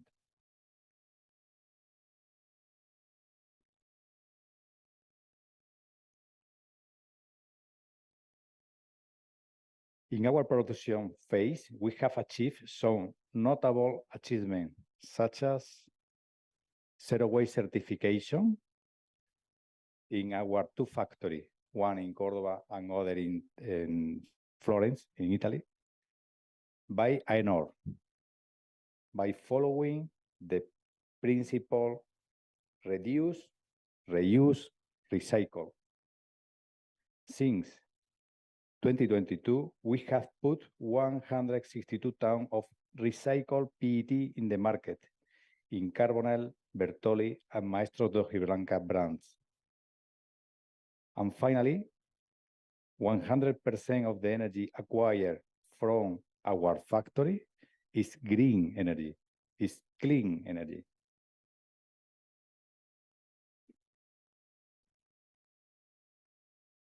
As a result of this achievement and other efficient consumption initiatives, we have obtained an 88% reduction in emission in our factory in the last few years.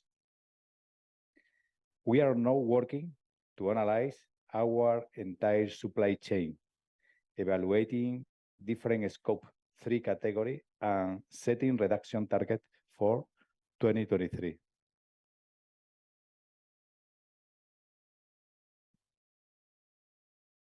In conclusion, our learning has demonstrated that robust communication and coordination among all its value chain participants is our success.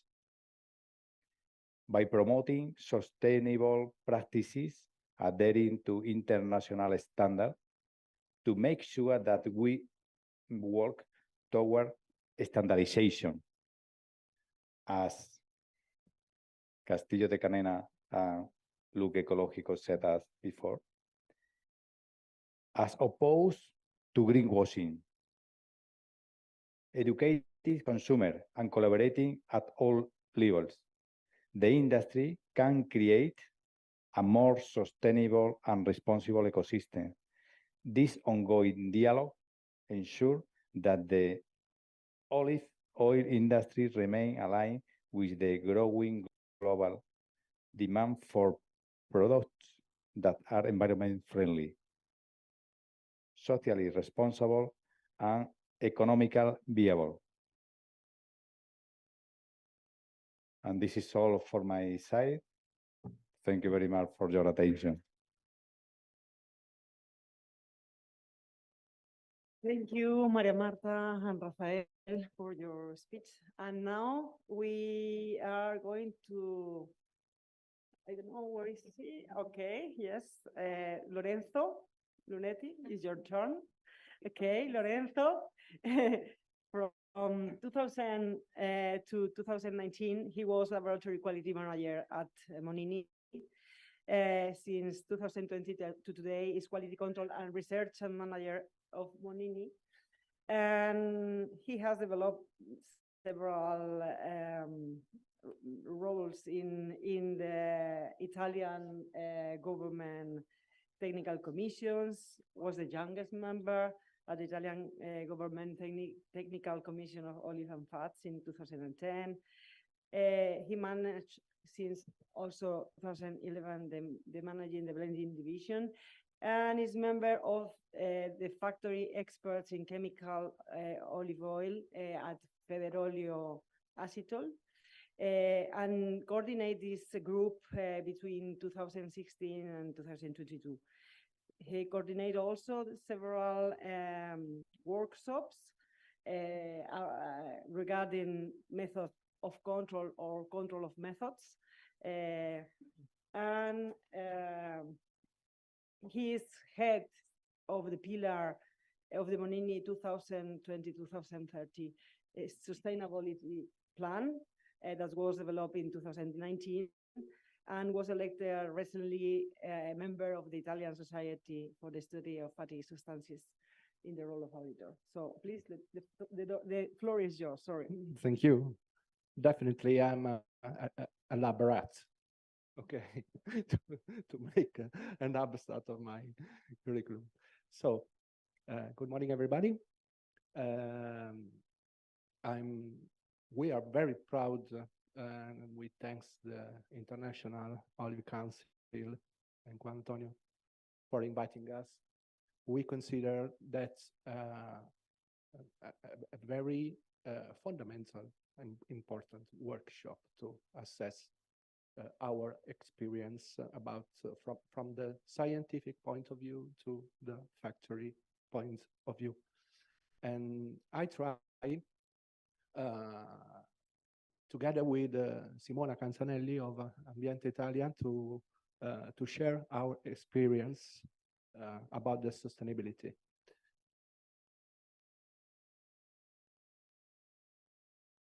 Okay, just a little introduce to who we are.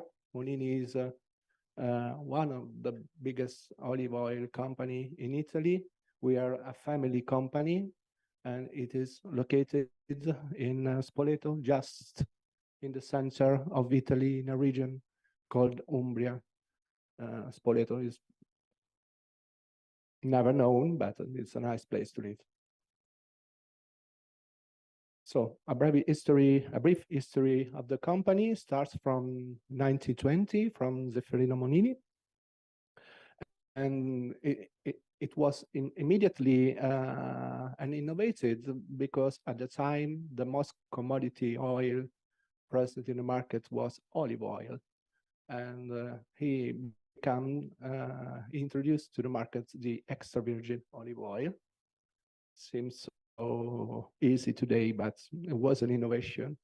In 1950, he introduced, we were pioneer to introduce the bottle in the market, where the most spreaded packaging was the tins.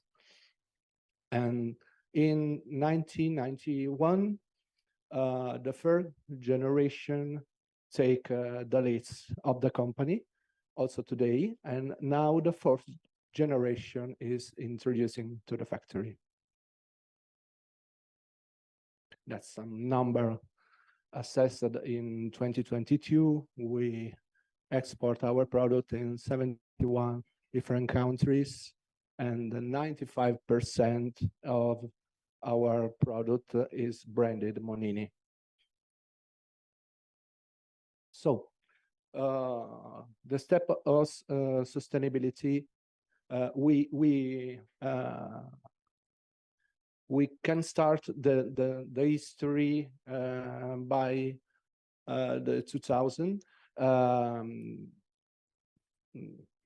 That's just 2 slides to resume the time lapse, but I can resume the sustainability idea of Monini in 2 mainly activities: the agricultural activity and our active contribution to make the rules and guidelines. So we can say this boot on grounds and hand on the rules and guidelines. Now I go through each point. Our experience in 20 years lead us to launch in 2020, in occasion of our centenary birthday, the Monini program 2020-2030, a hand for the future. And from 2021, we launch our voluntary sustainability reports that you can share, you can see on our site. Okay, go through the agriculture activities. Begins in 200 when Monini invests in Apulia, near a city called Carpino, 100% organic olive orchard, and in a moment where the market of organic olive oil is not so encouraging. But it was a vision. 4 years later, from 2004 to 2019, Monini purchased over 700 hectares in Australia for the East market, together with other investors. But due to the poverty of the water, we planted only 300 hectares, and in 2010 the group reached the full production of about 450,000 kilos of organic, obviously extra virgin olive oil. Unfortunately, the distance tend to get difficult to the management, and in 2019, Monini decided to sell the property, but the revenue are reinvested in a new great project in Italy called Bosco Monini. During this period, we have accumulated a lot of experience to manage the water. You're okay. Okay. That's okay. No, I can't read anything. What? That's the Bosco Monini project. At the moment, at 2022, we have 4 properties. One in Apulia called Carpino. 2 other properties in Umbria, our region. One called Poggiolo, and the other called Sismano. And the 4th is in Tuscany, called Perolla. The total amount of hectares are 1,673 hectares. At the end of 22, hectares planted in olive trees was 554. More or less 700,000 olives. In 23, we increased the number. And more or less 1,000 of hectares in forest, untouchable forest, clearly, that are included in the properties. The topic of this project is also that involves the recovery of abandoned lands. Each property is equipped with a precision irrigation systems, and in Perolla, especially the 85% of the olive orchard is irrigated by gravity, no pumps need for the irrigation. Okay. And for the our contribution to guidelines and rules for the sustainability, the history begins in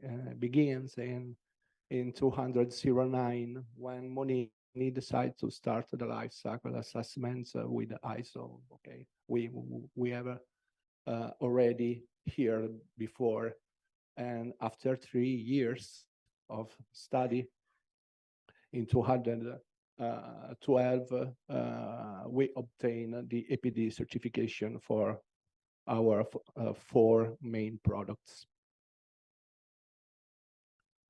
In 2010, we participated at the table with other experts from Greece and from Spain to define the guideline of the APD version 2.0. And 10 years later, in 2020, Monini took the lead for updating the version from 2.0 to 3.0, the version that is at the moment valid until the 2024. Probably you can read nothing. I've underlined the participation of Ambiente Italia, that is an association that brings us for hand for all our sustainability step, and Vania Massari, a colleague of mine that she couldn't be here, unfortunately, but I would like to congratulate with her with the important job that she currently making for Monini. Okay, so Monini was the major company in Italy to obtain the APD certification. At the moment, currently we have 6 products with the APD certification. You can see the product on the site of the Envirotech, and below there are the name of the products. At the same time, we had participated to other important table. That one is for the guideline of PEF, the environmental footprint category rules. And that's a project that began in 2014, and I reported the invitation, the program of the first meeting that probably you can't read, but one of the most organization and the welcome and introduction was done by a certain Mr. Juan Antonio Palomino.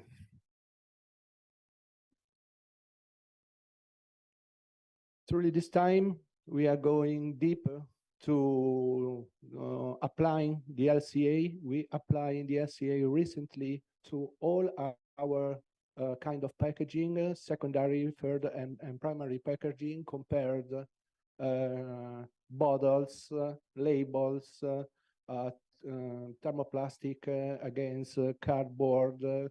Every decision of the properties of Monini is based on the results, truly results, not just applying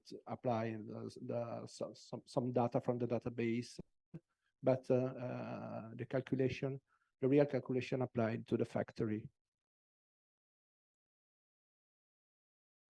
So in 2020, having carried out many activities and experience about agriculture and policy and guidelines, we decide to launch the program A Hand to the Future.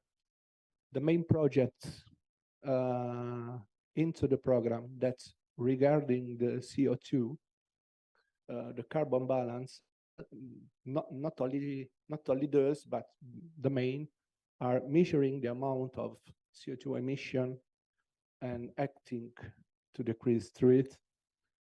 The neutralization of CO2 emission generated by the life cycles of Monini products.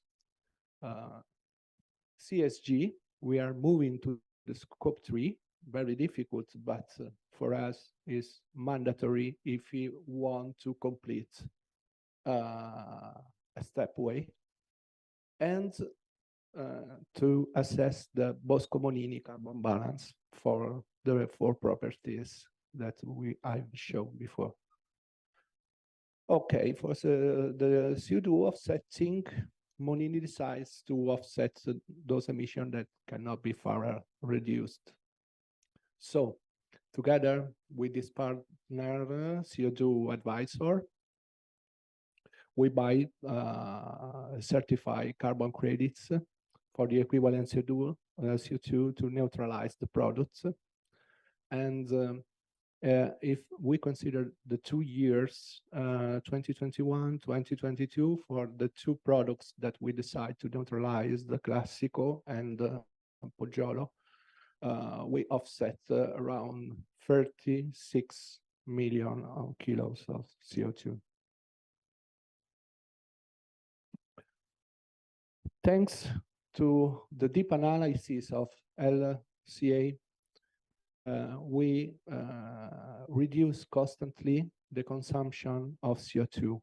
That's it is a table that's compared the 2020 and 2021 with our main products, and the signs is almost negative.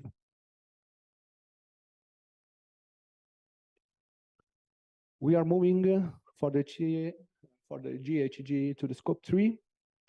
For us, it's mandatory because now the vision is complete with the scope 3. The scope 3 is complicated because in poor words is to demand the scope 1 and scope 2 to all your supplier and all your buyer. So it's difficult, but we are going away. We are going forward, and over the 3 years, we have involved to today over 100 European agriculture companies, 44 mills, and several packaging suppliers. If you look to the GRI standard that we have to to feel for the sustainability balance is evidence the increase of CO2 consumption from 2020 to 2022 for about the 27%. And that data is due to the start of the group's agriculture companies operating in the Bosco Monini. So carbon balance have to be assessed in Bosco Monini, also to complete the vision of the group. We start from 2 of the 4 properties, Perolla and Poggiolo, to try to cover all the dominium that we have, means different age of trees, different kinds of plants, different hydrogeological conditions, and so. Perolla is completely new. We started planted in 2022. We expect to finish in March in 2024, and the first crop is expected in 2026, 2027. It's important to assess the value in a completely new plant and in a plant that exists from 15 years. Now, to better explain our approach, I take the floor to Simona. Thank you.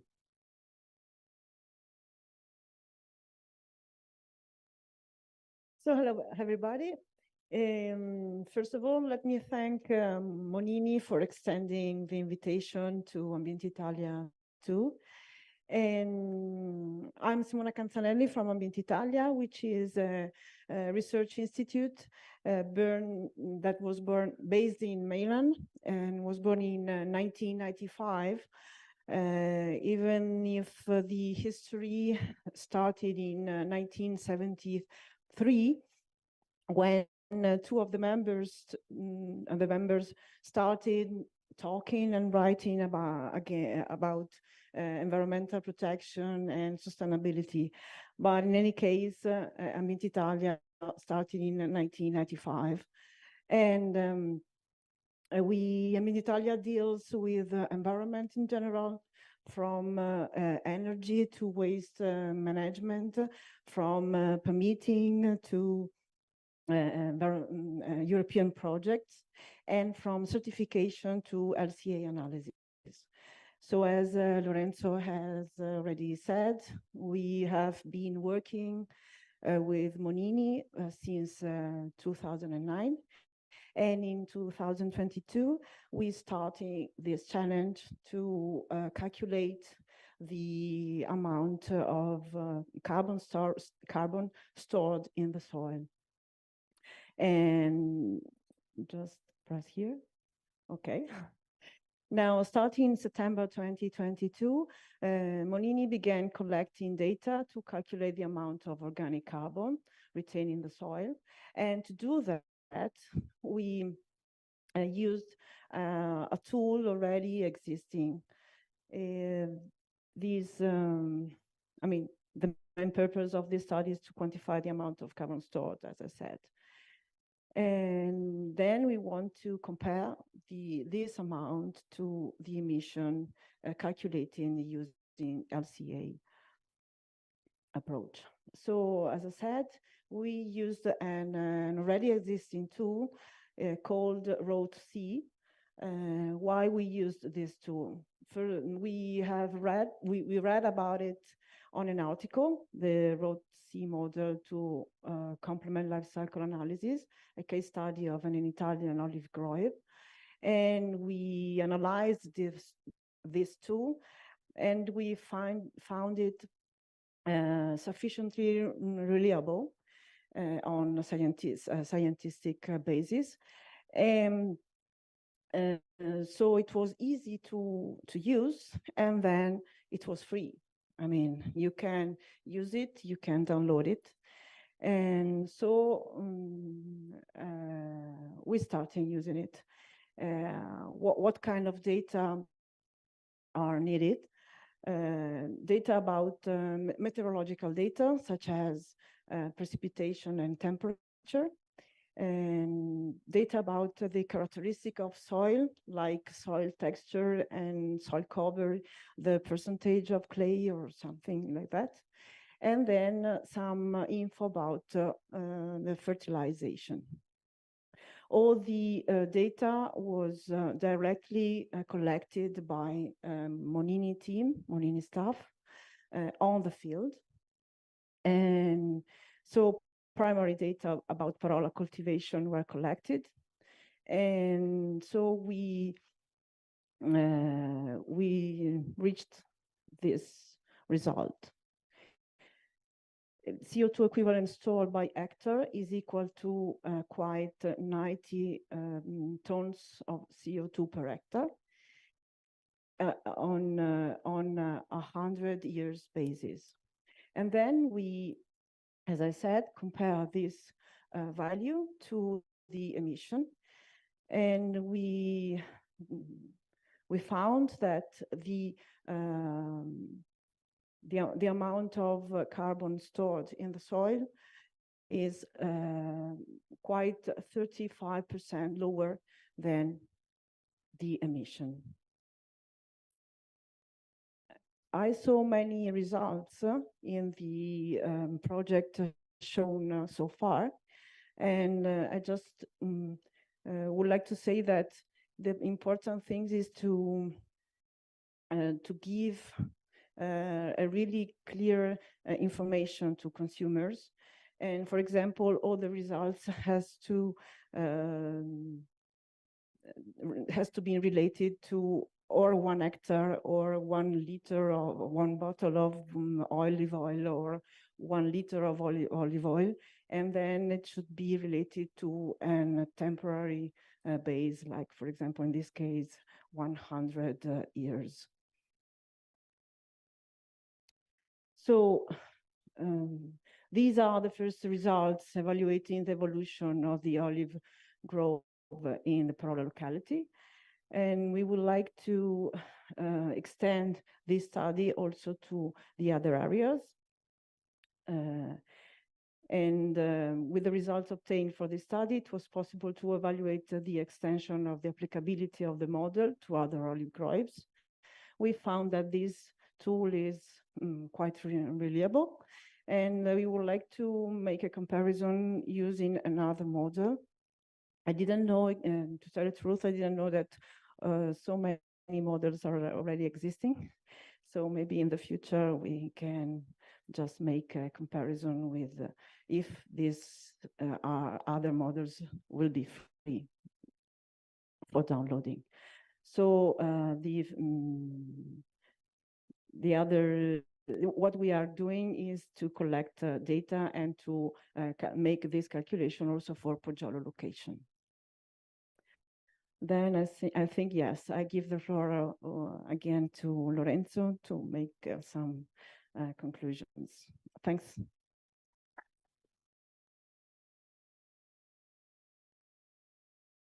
But rapidly, the conclusion are that we are speaking about the carbon state of the art from 3 days, but actually we are here for the climate changing. So Europe is seriously interested in moving on quickly, and probably Mediterranean area will be an hotspot, a very important hotspot about it. So we have to move. Our behavior to move is always the same, to make our contribution to make a standard, robust, recognized, and shared with each other, because when there is all in the rules to make standards, to make official rules. This space is property of no one, and it could lead to easily to greenwashing. Even in these 3 days, to my opinion, I've read some messages not so complete. So we have to decide what we have to measure and in which direction we have to move. The director, Mr. Dillo, 2 days ago, opened this workshop, says we have to try to find the scientific consensus, okay? And that's an important point, starting point, and this workshop, I hope that represents the starting point to move on in this direction. For us, it's important the concrete action, not interested in greenwashing, obviously, like all of you.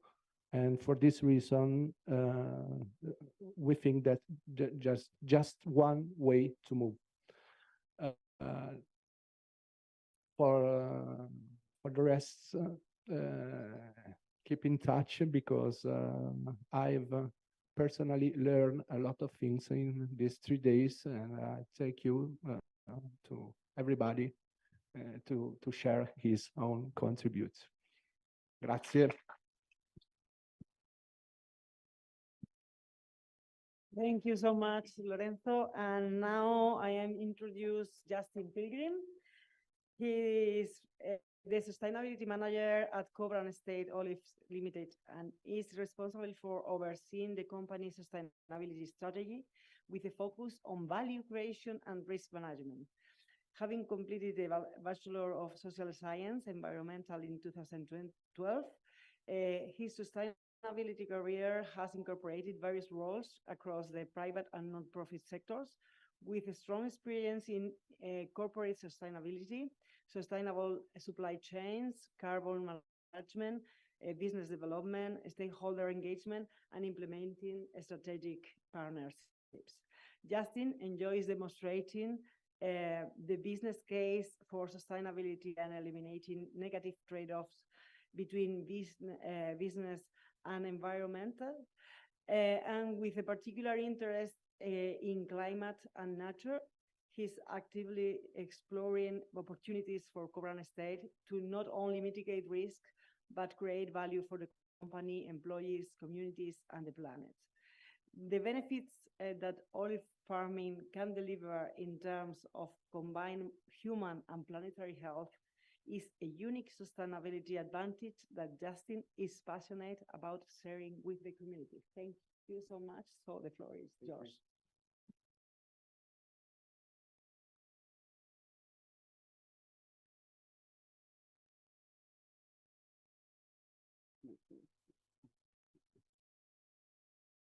Good afternoon, ladies and gentlemen. Thanks again to the IOC, Juan Antonio, for having me here. It's a long way to fly for a conference, but I've just been amazed at all the knowledge that I've learned. I had no idea from other companies compared to Cobram State, would they be better, worse? I'm really pleased to see how much you're doing, so congratulations.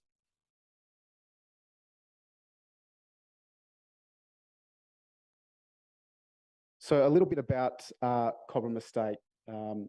So we started in 1995, and I'm thinking back to Glenda's presentation. A lot of similarities between Brazil and Australia. Australia was a net importer of extra virgin olive oil. Wasn't that well established, but our founders who met at Agriculture College decided olives. I think let's give it a go. I think we can do something, and that's really, I guess, where it started and where things have grown.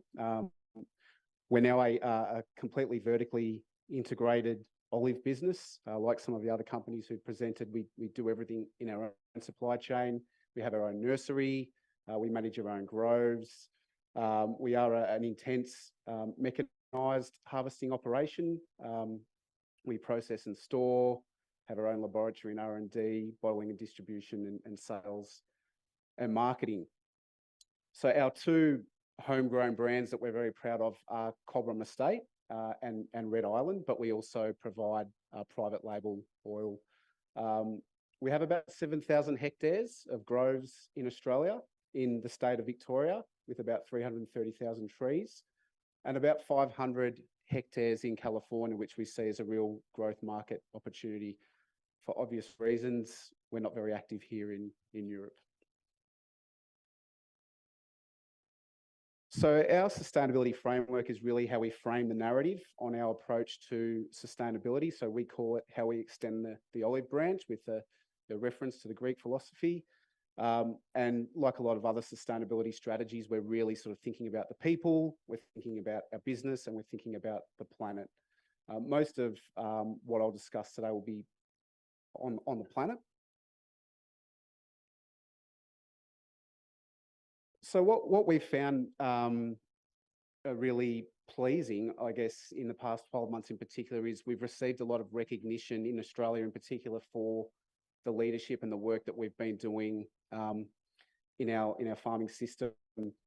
Contrary to what's happening in Europe, in Australia, our retail, our big supermarkets are actually really valuing sustainability. They've both set, our two biggest supermarkets have set net zero commitments, but 80% of their emissions are in their supply chain. So they realise they need their suppliers to get there. So I mean, it's not just us. They see olives, as a real, I guess, agricultural commodity, and what we're doing around carbon sequestration is a good thing. So we find that we're getting a lot of value. We won awards with both retailers as a sustainability supplier of the year. We also had one of our largest financial news institutions. Every year they run an award around sustainability leaders, and we were recognised for our work in agriculture. So yeah, getting a lot of recognition, and we're finding, we're quite a humble company, but I think we recognise there are other industries out there that are competing on sustainability. And to your point, we need to get out there and we need to talk about it. We need to educate.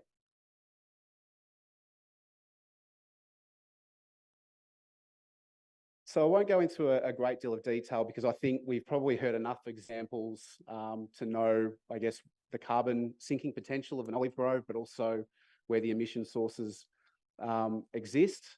So 2 years ago, we had 2 life cycle assessments conducted on our groves in Australia.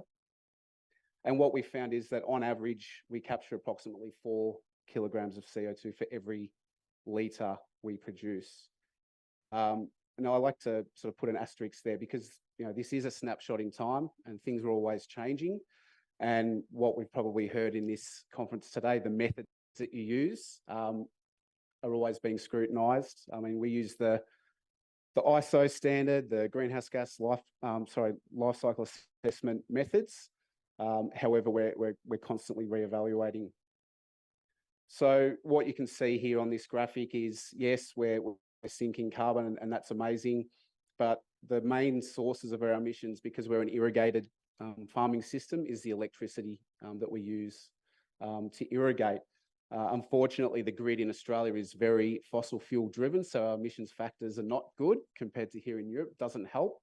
But regardless, it's still an opportunity for us. It's a challenge. How do we incorporate more renewable energy into our groves? The other big source for us is packaging. So really, pleased to see what Menini are doing in the area of packaging. It's not an easy topic or issue to address, because we want people to consume our products, right? And so it's a very important topic for us. So a little bit about our work in carbon projects. So as one of the speakers yesterday mentioned, we have registered a soil carbon project with Vera VM42, which is in the early stages of validation and verification. But we're also looking, so in Australia, we have an emissions reduction fund, which is a federal scheme, and we are participating in that project with a reforestation project. So these photos were actually, I mean, the one on the left was a direct seeding approach. So we're looking to seed native species that are endemic to the area where we have our groves. And it was only about a month ago, those photos, you can see we're starting to see the germination come through. So who knows, maybe in another 12 months, if I'm presenting again, I can show you the progress. But so that's about 400 hectares that we've direct seeded. And over 25 years, which is the crediting period with the method, we're hoping we can get sort of up to around 50,000 tonnes of abatement through this method. Another big focus for us is around waste management, which we call towards zero waste. And I mean, this has a big implication on our carbon footprint as well. Particularly in our farming system, we've estimated around 0.5% of our farm waste ends up in landfill. So we have a lot of effort in either returning residues to the farming system, as you're all aware of, but also looking at new innovations. So what you can see here on the left, we've got a tumble dryer that we're actually piloting at the moment and looking at olive pomace waste, which has a high moisture content. And part of the life cycle analysis, what we found from the consultant is that as our system expands, the methane footprint would also grow. So that was, I guess, something for us to think about is how can we address this source of waste? So with this tumble dryer project, that's the end result that you see on the right. And what we found, and someone mentioned, I think it was maybe yesterday on the first day, there's about 50% carbon in that. So in terms of what we do with that, we're sort of exploring, but you know, the potential to apply to the soil has a lot of merit.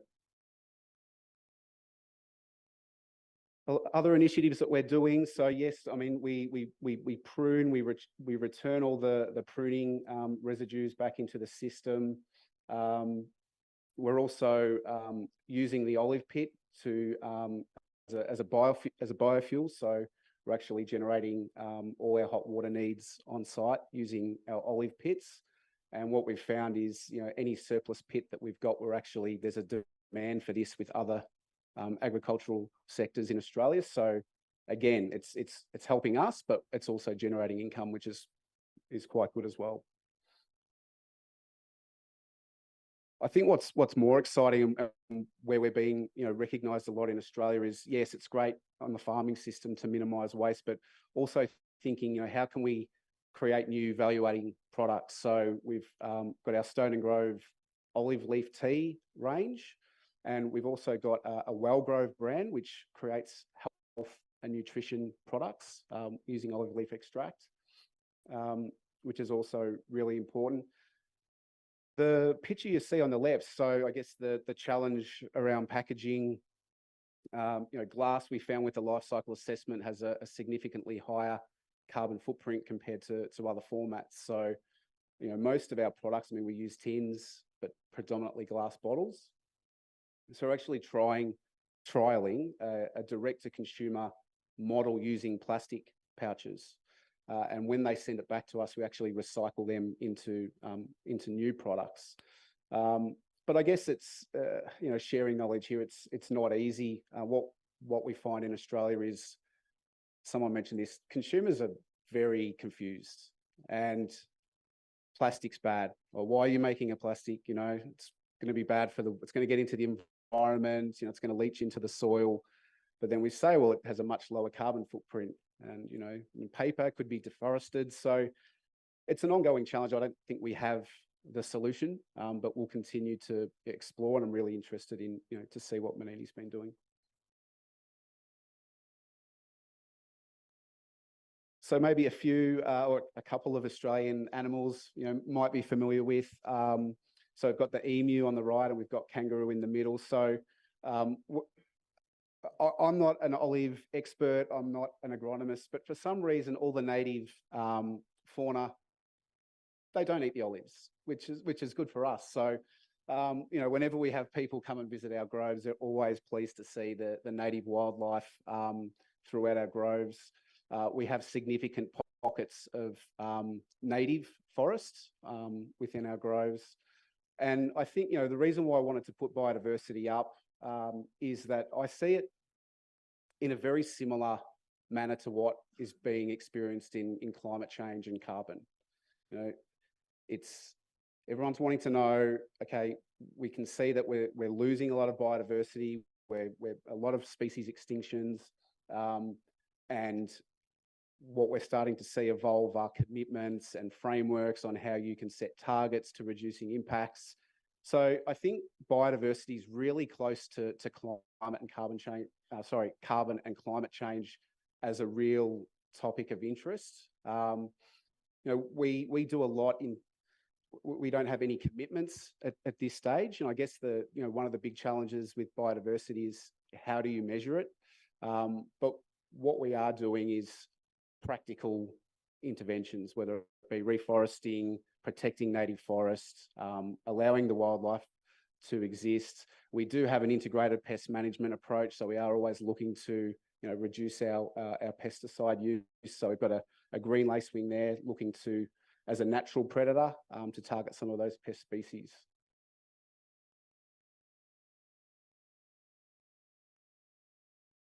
Does anyone know what this bird is? We got any bird lovers in the room? This is a malleefowl. So it's quite a unique bird in that it's a ground-dwelling bird that only exists in sort of arid climate. The mothers in the room should love this because it's all about the nest and constantly working the nest and making sure it's perfect for the babies.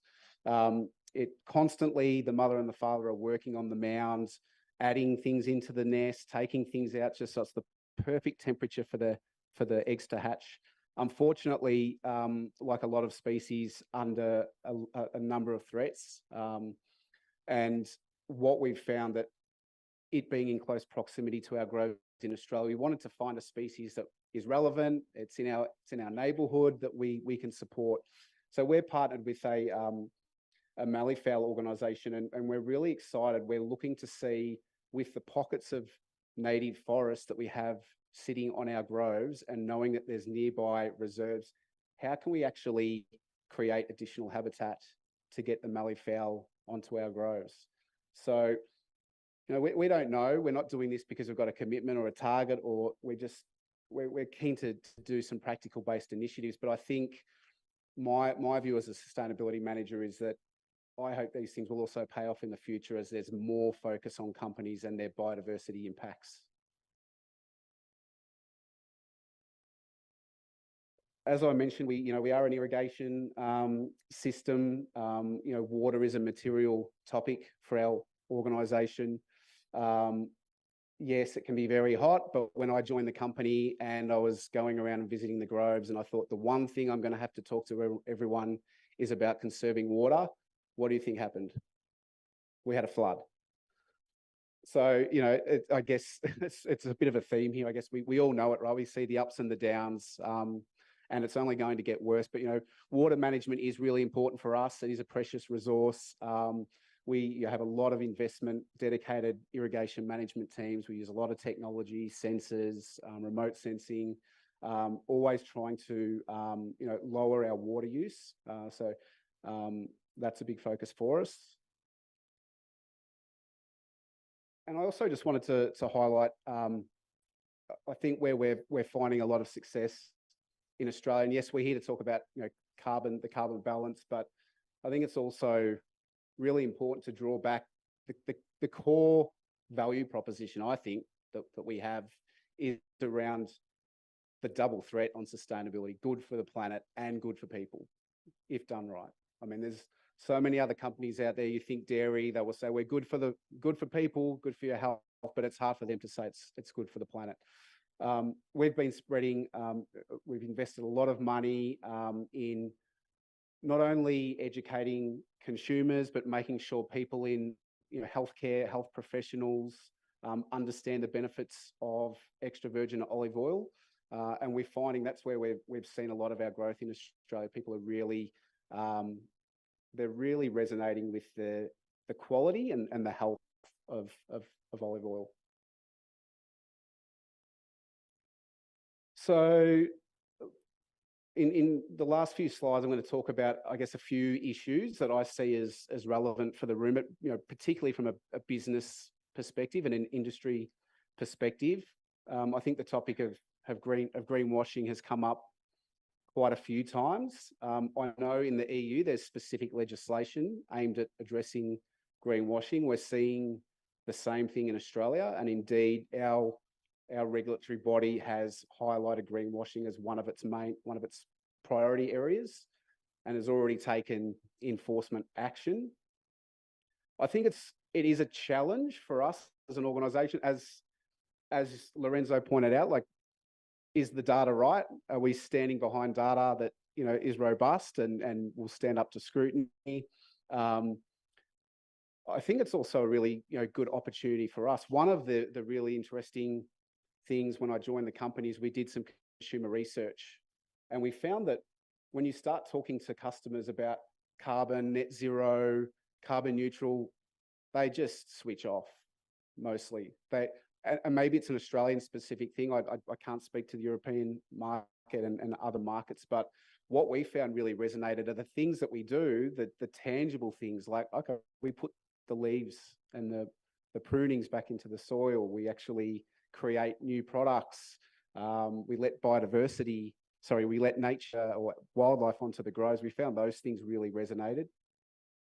But as has already been echoed, I think the IOC's role in helping to back up those claims with credible research, credible science is really important.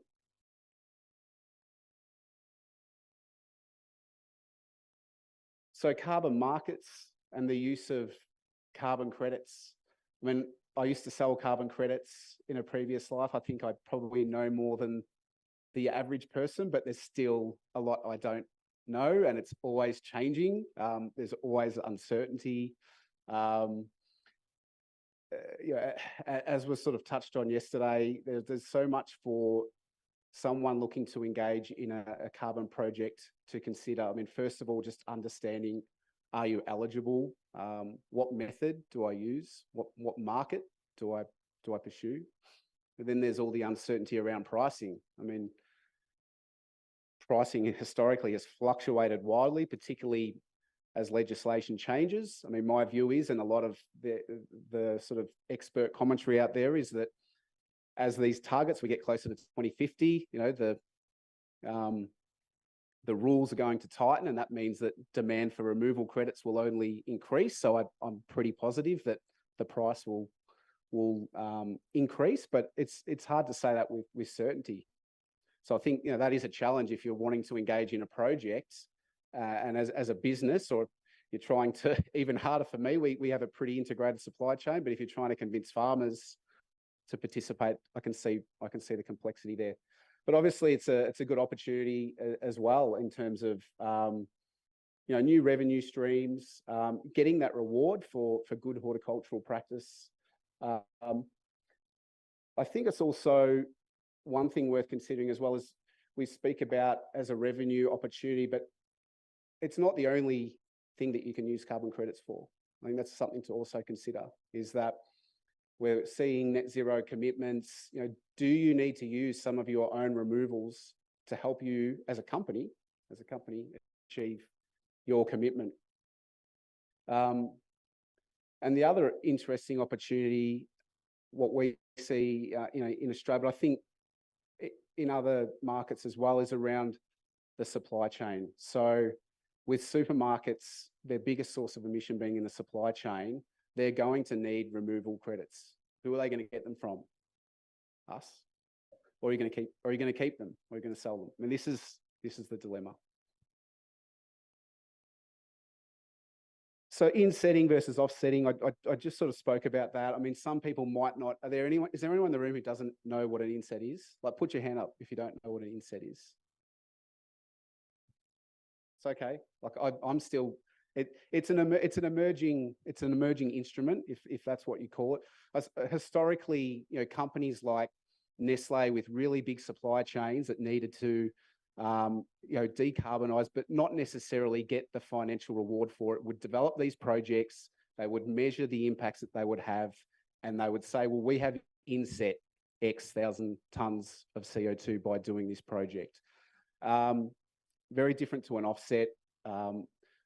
What you can do with inset credits, how you can commercialize them. We saw some really fascinating technology and solutions yesterday, but I think that's just another consideration is offset markets, inset markets. Climate disclosures. I mean, probably one topic that hasn't been mentioned too much in this conference, but I know in Australia by 2026, 2027, we will have to disclose what are our most material climate-related risks. And that is not just a one-line statement saying, oh, if it gets hot, it's going to be hard. We have to do scenario analysis. We need to be able to show under those different scenarios what that means for our yields, for our system, how we mitigate those risks. So, I mean, that's a little bit daunting, but I think everyone's in it together, and data is important. So I think what we're looking at in this conference around data for carbon markets is important, but also for our disclosures. Like, how do we actually provide investors, the market, with information that gives them confidence? And that's it. I'm not sure how I've gone for time, but thank you.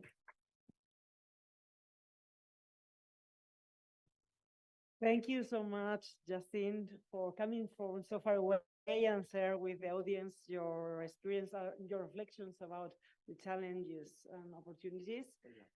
And now it's a pleasure to introduce Teresa García López, a colleague from the Polytechnic University of Madrid, agricultural engineer.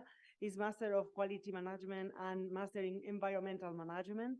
And for 20 years, have been working in the food industry, mainly in the olive oil sector, where she has assumed different responsibilities in areas such as environment, sustainability, regulatory, quality, and research and development in food companies such as Sauce Group or the Olio. Currently, she is Director of Sustainability and Environment at the American company Pompeian. So please, for last, said that her motivation is to contribute actively to making the world a better place, working on global projects to promote sustainable food system in the olive oil sector. The floor is yours. Thank you, Teresa. Thank you, International Olive Oil Council, to invite Pompeian to share with us the things that we are doing with the farmers in order to push all these sustainability programs and challenges that we are discussing these days here. I will try to do it very, very fast because I know that we are out of time. So especially for the people that have to go out for traveling, okay? Just the left one. Okay. My agenda for today is just to put in the map a Pompeian, sorry. Then to explain to you what is Pompeian sustainability strategy. Go deeply to the sustainability ground certification that we are implementing with the farmers. And then, as Juan Antonio asked them, to put on the table some constraints and opportunities that maybe can be an opportunity to discuss about how to address them. A short brief regarding Pompeian. Pompeian is the American largest brand olive oil, leader in extra virgin olive oil, according to the Nielsen data of June 2022. We have only one market. We have only one factory in headquarters based in Baltimore in United States. 50% of the company belongs to the COP, one of the world's largest olive oil cooperative. Because of this, we say that we are farmer owned. We are partially vertical integrated. We have also a olive oil ranch in California, well, 3 olive oil ranch in California under the name Sunrise. Okay, Pompeian before was starting working in sustainability, but with individual action. And now, since 1.5 years, they decided to create a whole strategy. As part of this strategy, the ambition for them is to work with the farmers. And Pompeian has established that in 5 years, in 2028, 100% of the extra virgin olive oil suppliers will be sustainability ground certificates. Also, our partner, the COP, has commitment this year that will be implement also this sustainability growth standard certification that is very important through the olive oil value chain in Spain. So we are starting, but we have a big challenge because 100% of the extra virgin suppliers for us is a huge number of farmers that we have to involve and work with them. The tool or the standard that we have choice to do this is sustainability ground certification. Is developed by the company SCS Global Services Standard. It's an American company. So this is a very, very robust standard. Why we decided to use this? First of all, we have been talking here about greenwashing. Greenwashing, imagine in the United States, is a big, big, big issue. So to be sure that anything is under control, we decided to go through this sustainability ground certification program that is accredited by ANSI, that is the accreditation company in United States. Also, why? Because our clients are demanding this kind of certification, and we have to be transparent. We have to have transparencies. We have to give them trust.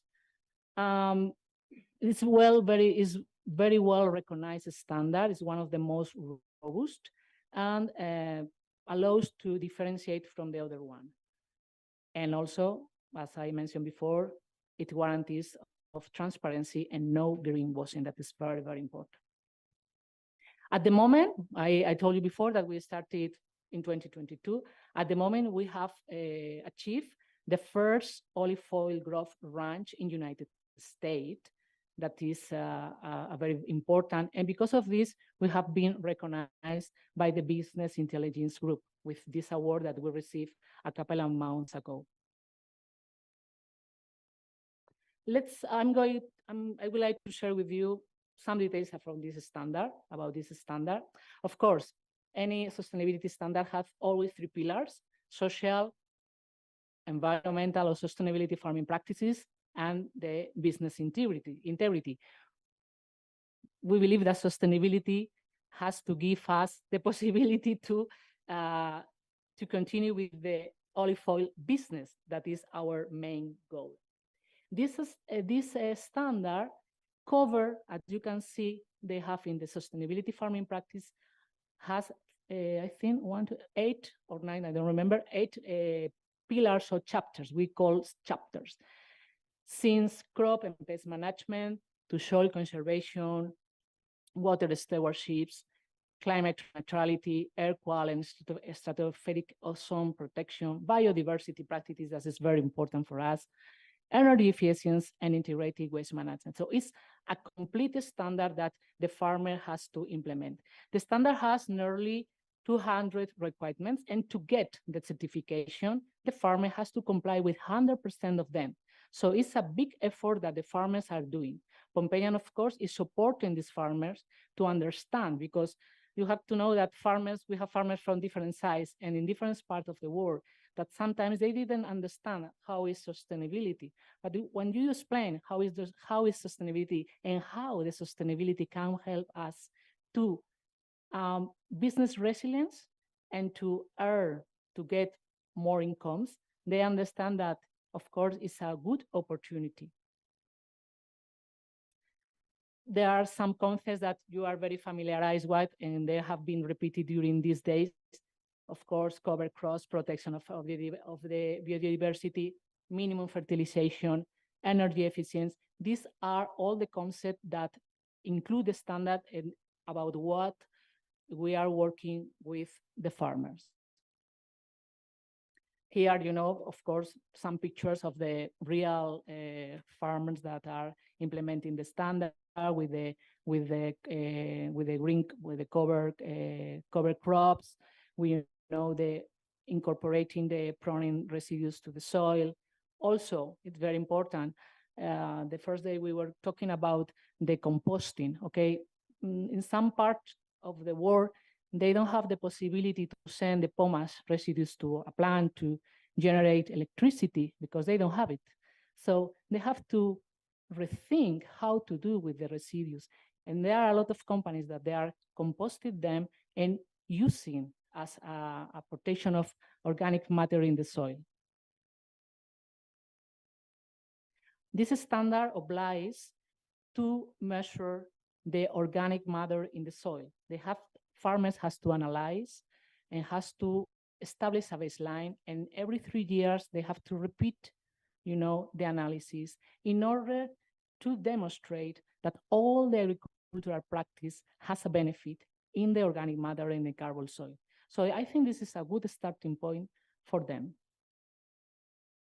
Of course, biodiversity is also a very strong chapter here, because allows to the farmers to reduce the utilization of pesticide, implementing, for example, here you have a stick with sticks with where you can see it's a old, I don't know, búho in Spanish, is to control, for example, the gophers pests that some farmers has in the olive groves.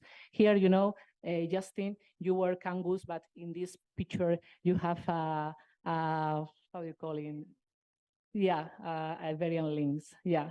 So of course we are a forest, so we have biodiversity inside of this difference, depending of the country, of course.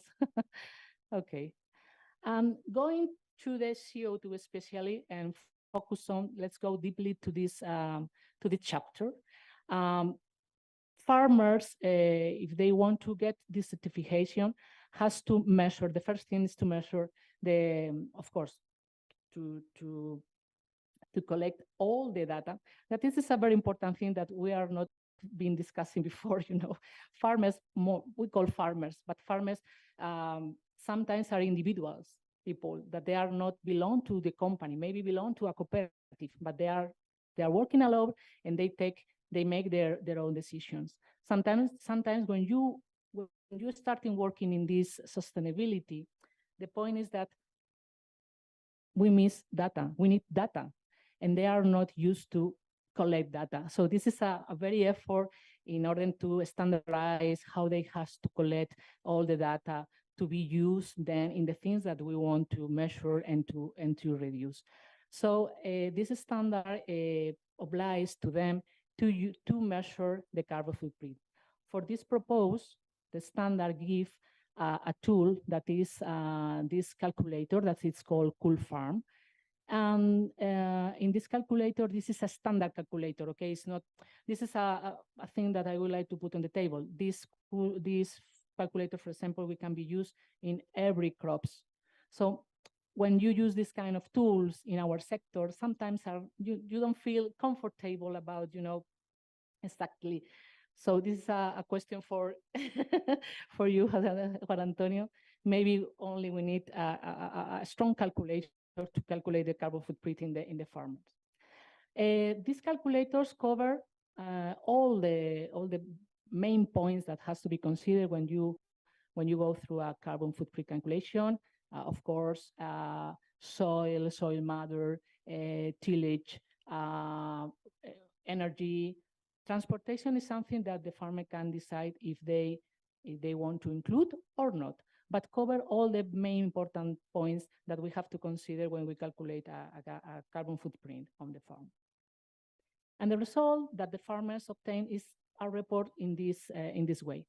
Of course, maybe the first data collection are not more accurate, but I think it's a baseline, also a good opportunity that the farmers have at least to see a picture about the behavior that they have in the carbon footprint.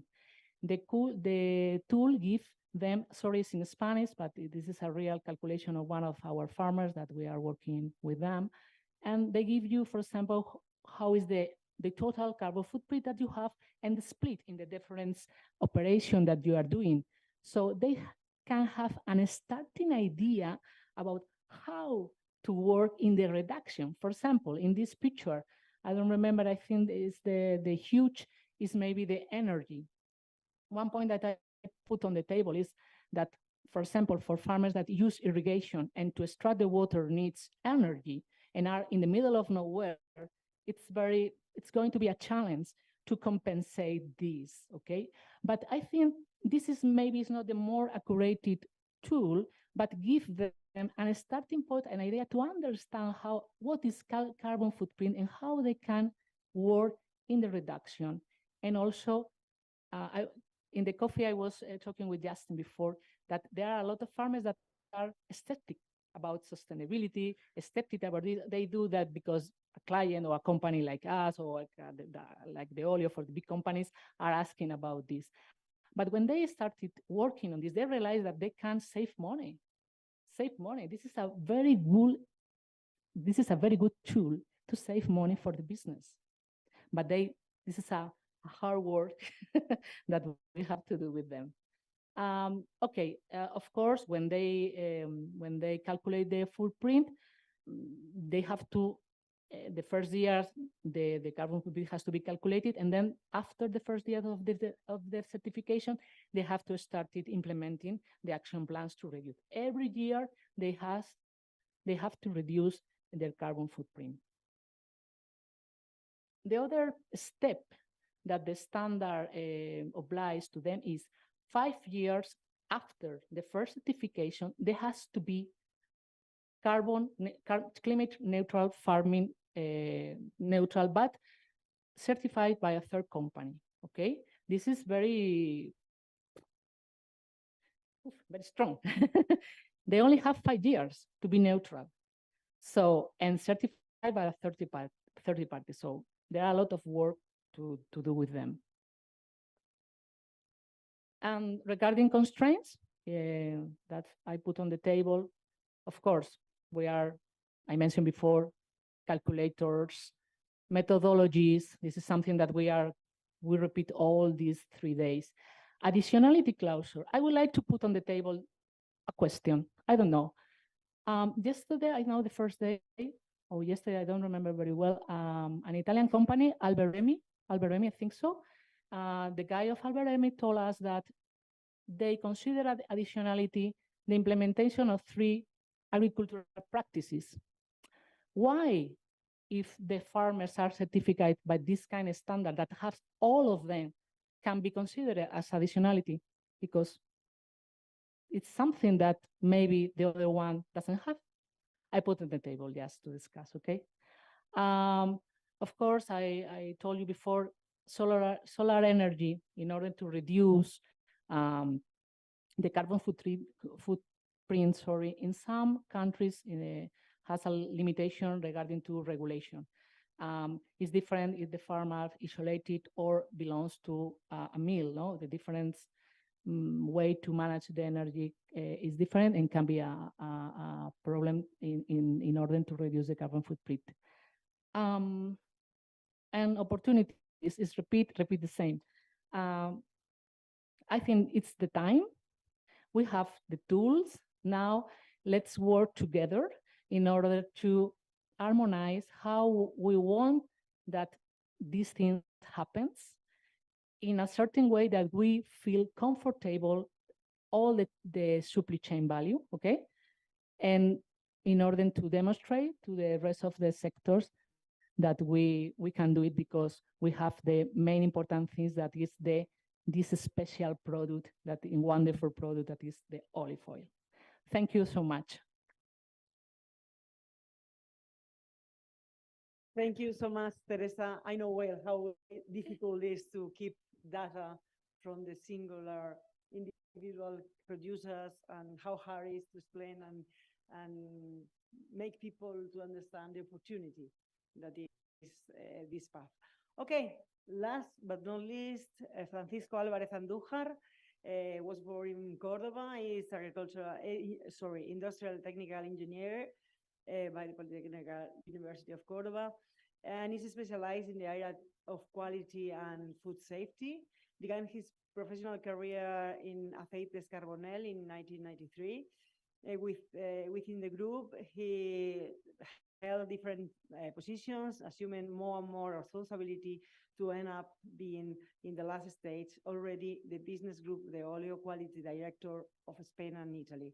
In 2016, he undertook a new professional stage at Metalúrgica del Sur as director of the plant to move on to his current duties as quality director of the Acesur Group in 2019, where he is most responsible for the quality process and of the group, with facilities in 9 countries and prestigious brands as Cosura and La Española. The floor is yours. Thank you. Thank you. First of all, thanks to IUC for this opportunity to show you the steps that Acesur is making for the sustainability. Okay. First of all, we are going to see the main data for Group Acesur, and after that, the several steps that we are making in a lot of items. Okay. Who is Acesur now? This year, in the last year, have a turnover more or less 900 million of euros of turnover, more than 500,000 tons in sales, more than 800 professionals, on facilities in 10 countries, and warehouse, and more data. Okay, we have 2 biggest bottling plant, one in Vilches, Jaén, another in Dos Hermanas, and another one in United States, in Suffolk. Okay.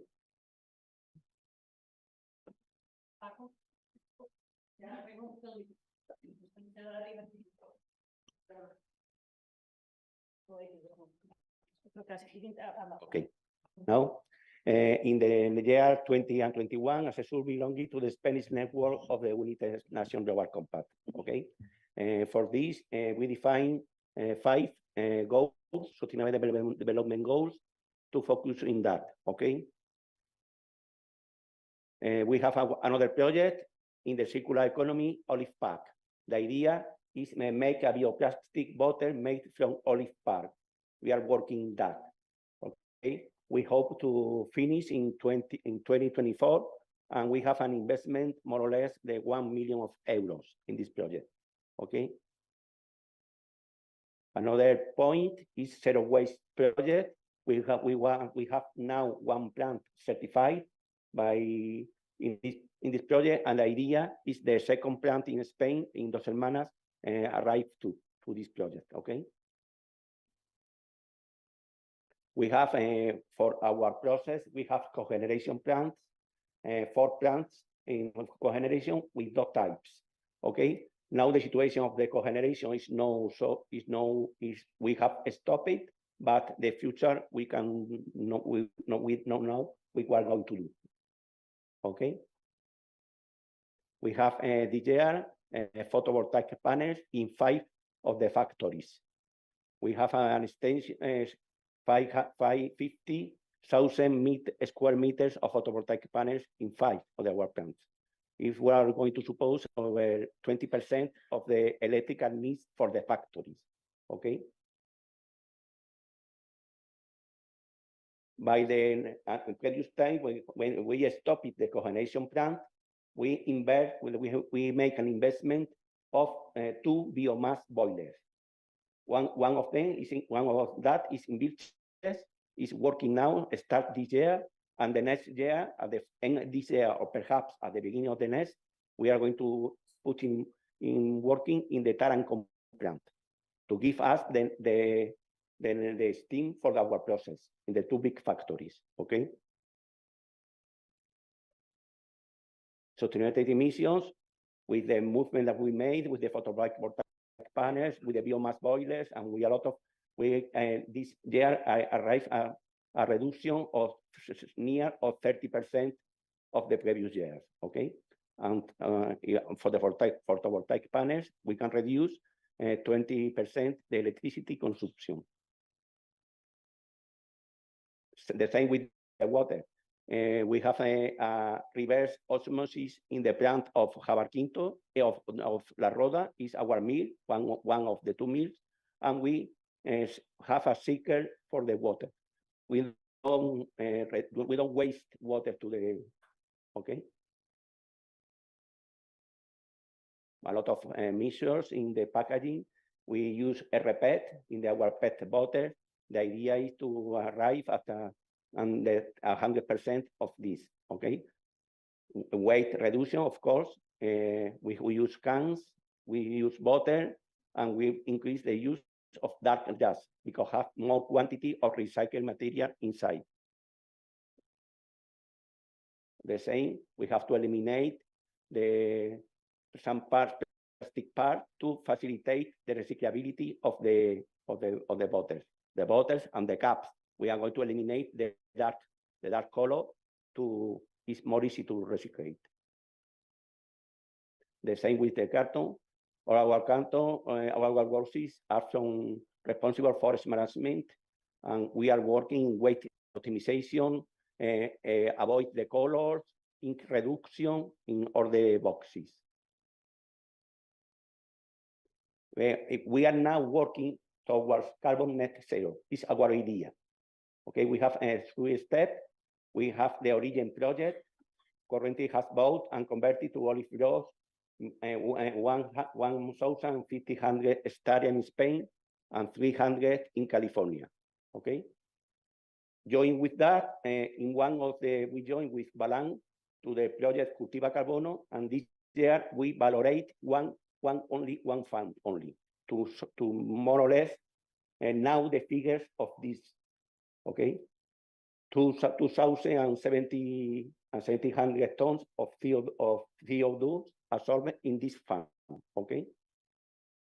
The idea is finish all the circle, okay, and objective is carbon net zero in our plants. And at last, we have made another strategy is ethical trading strategy. We work with our funds and we work with another fund of the other clients, and all the funds is certified by Global Gap and JAS. JAS is the part of the social part of the certification. Okay. Very quick. Thank you so much, Francisco.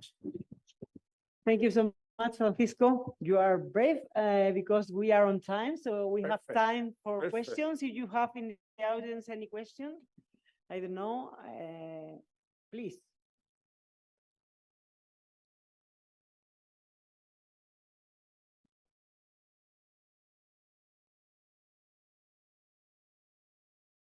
Thank you so much for your exposition. I hope about the sector and the scope that they are taking in the next year, because the deal is no easy and the target are very long in the way. But I think that together and with this implement practice in all the value chain, we can raise this target that we are in common.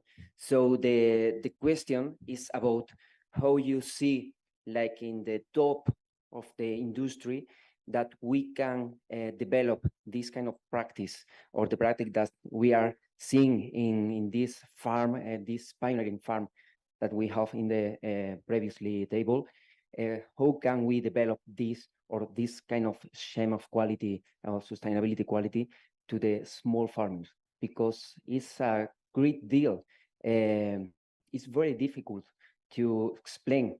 For example, for us, when we are developing this carbon program and we try to explain the different conditions, not only the benefits, but of course, these things have a strong condition to raise this climate protection. So what is your vision about the implementation in the small farmers and the how to track the action from that? Thank you. Who want to answer the ones who are more close to the, okay? Maria Marta? It's for all of you. Yeah, it's for all. So.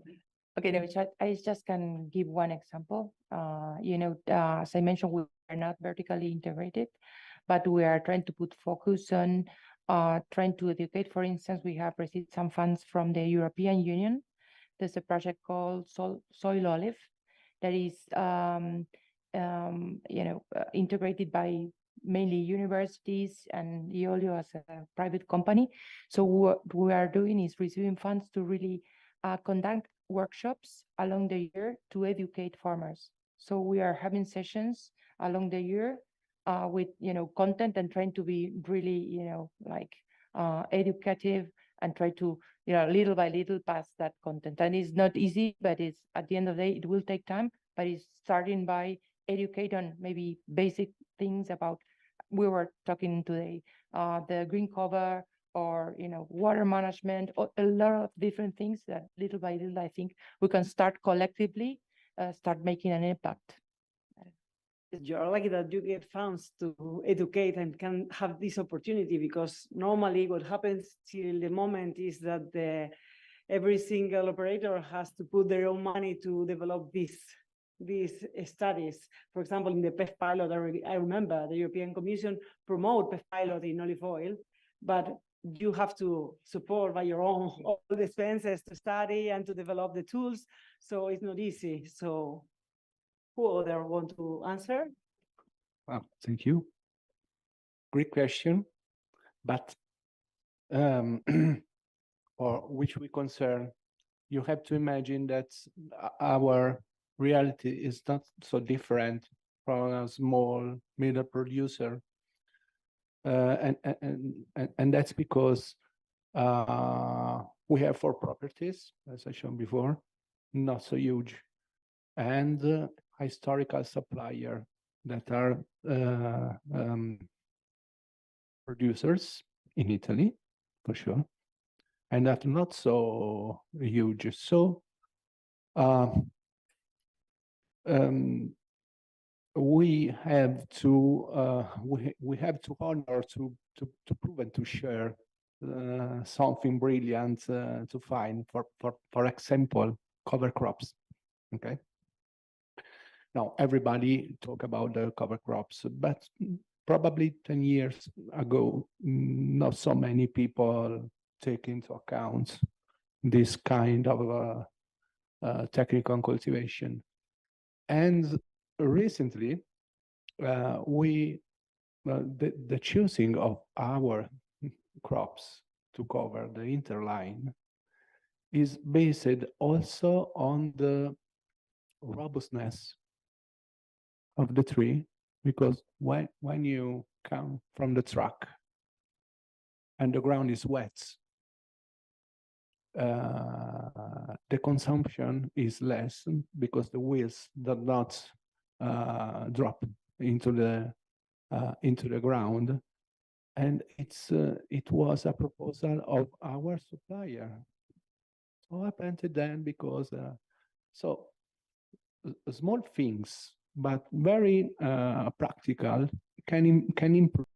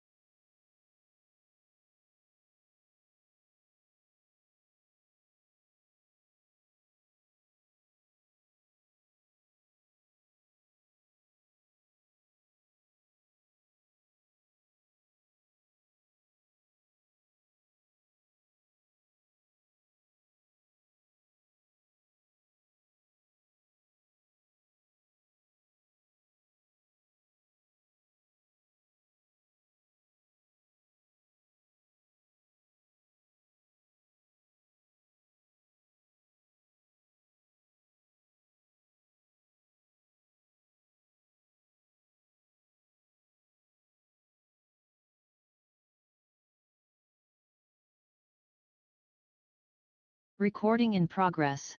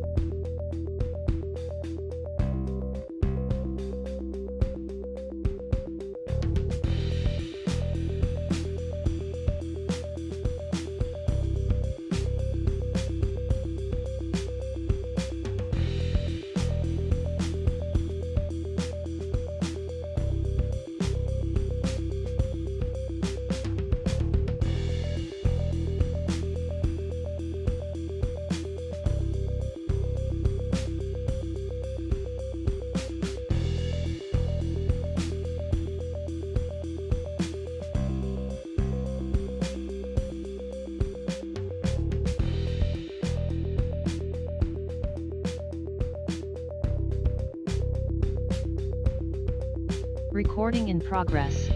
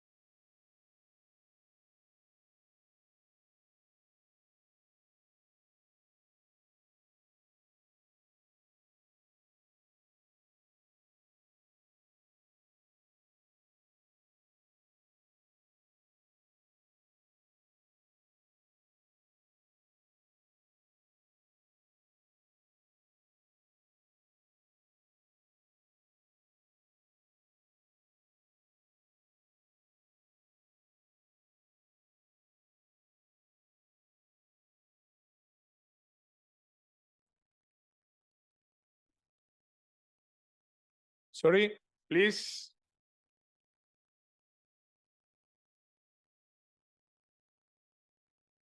Okay, please.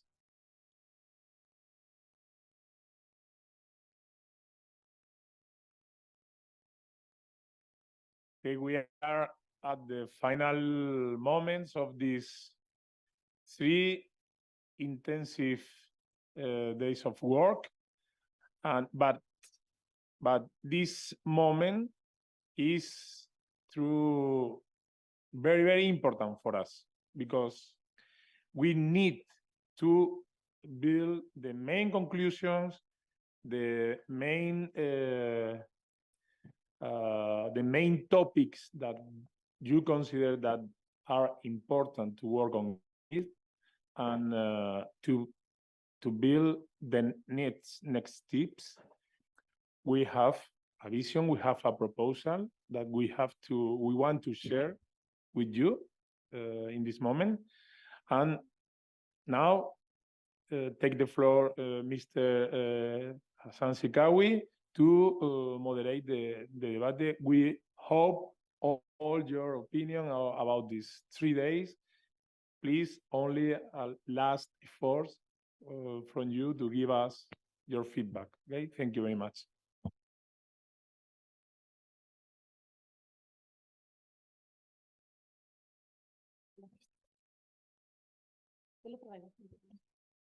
La carita de la carita. Así está. Dear colleagues, so we will wait for Mr. Jaime for the cluster of this event. Before we open general debate, everyone can have the floor to speak about the 3 days. And after, Juan Antonio will present us the results of the study he did about the survey we had this morning. So if there is someone who has something to tell us, Georgios.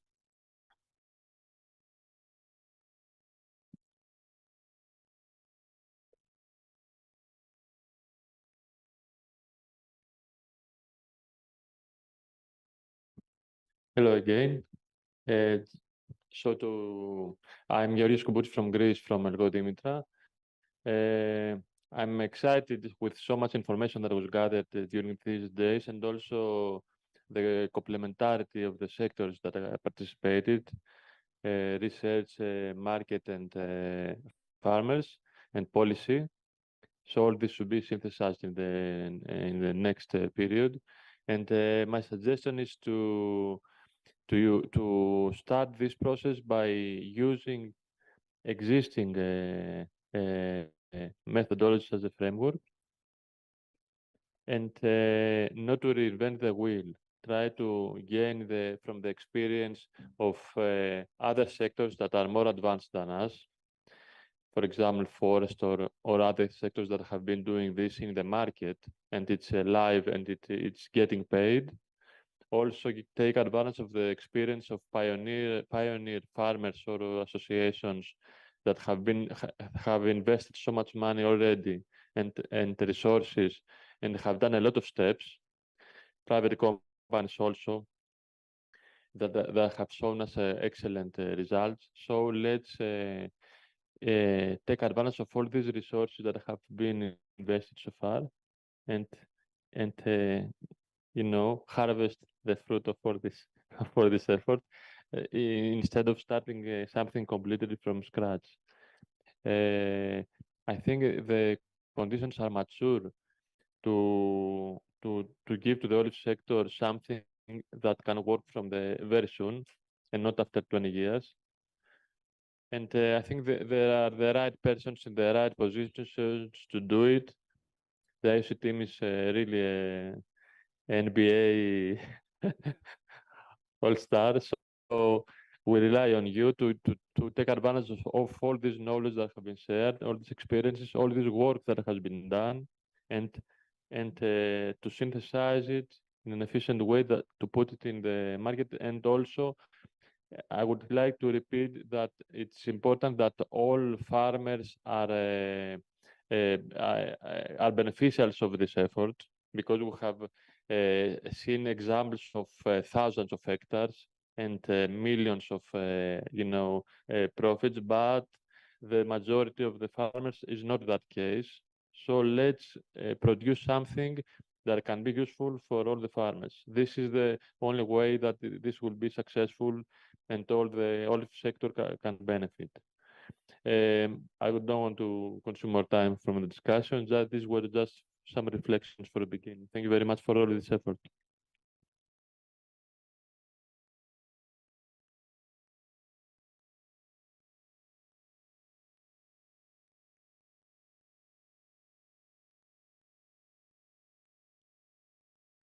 Thank you again for giving us this opportunity to discuss what we saw from different point of view, that the knowledge exists, the possibility exists, and also the experiences exist. And already a lot of companies have made a good trip in this way.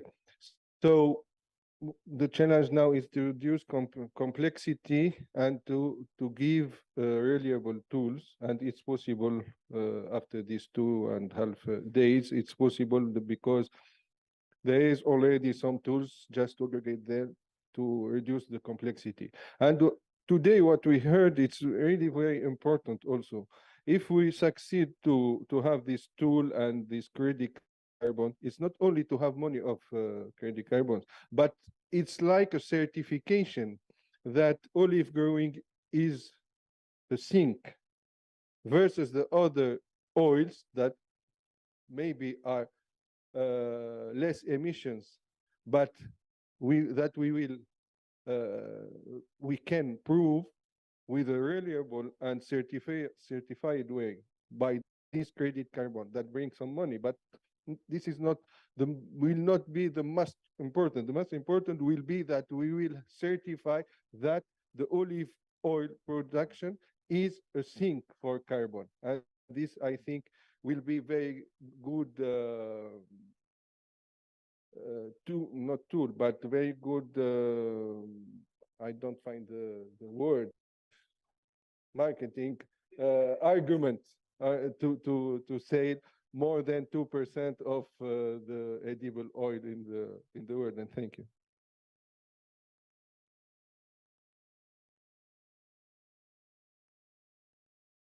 Like we said on the first day, we would really like to hear you all. It's not, I don't want to put the pressure to say during we start one by one, but we don't want to, we wouldn't like to put that pressure, but we would really like to hear you all. So if you would be so kind to take the floor, it would be great for us.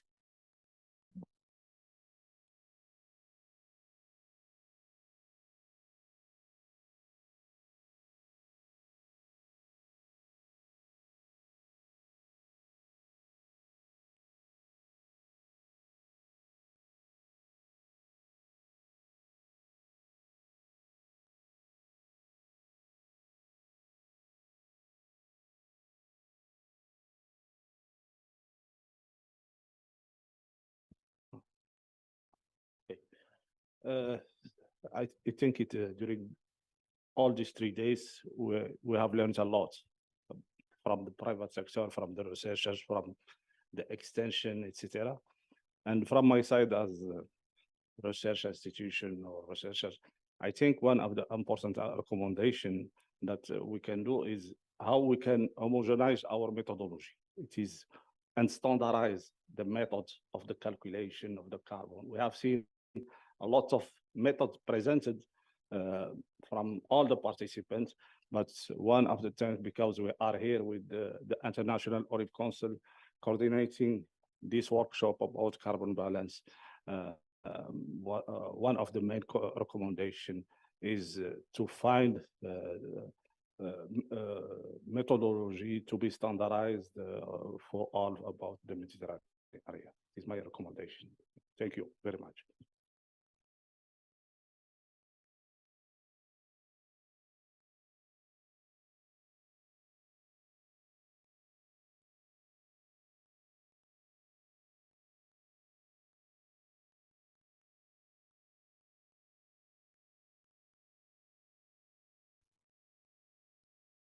Thank you. Yeah, I agree, it was very interesting 3 days. Thank you everyone for participating and putting out your insights. I would like to address as a last reflection that we don't forget, which is the main goal here, and which is the main goal of carbon credit financing, which is like to increase resilience against climate change, which is actually the main threat here. Of course, like increasing economic viability is absolutely necessary, especially in this context. But I would like to put this out, that just to thinking about investing the money for carbon credits more in increasing your resilience, your independence towards fossil fuels and prices of fertilizers, etc., and increasing ecosystemic benefits from the farms. That I think would be my reflection. Thank you.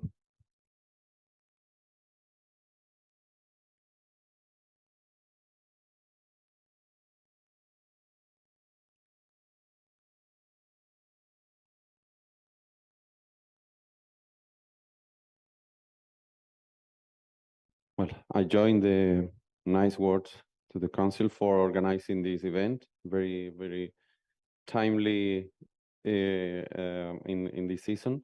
I take for granted that you will have all the presentations, that you have all the emails of the people here, so we can create a network. My recommendation would be that we need to move fast.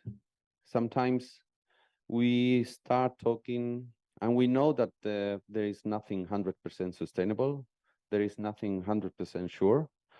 So I would say we are now with a nice level of confidence on what should be done. We can adjust, we can fine tune, but sometimes we have a say in Spanish that is the best is the enemy of the good. So we need to make many good things, and of course some best ones like this one, but time. Thank you very much.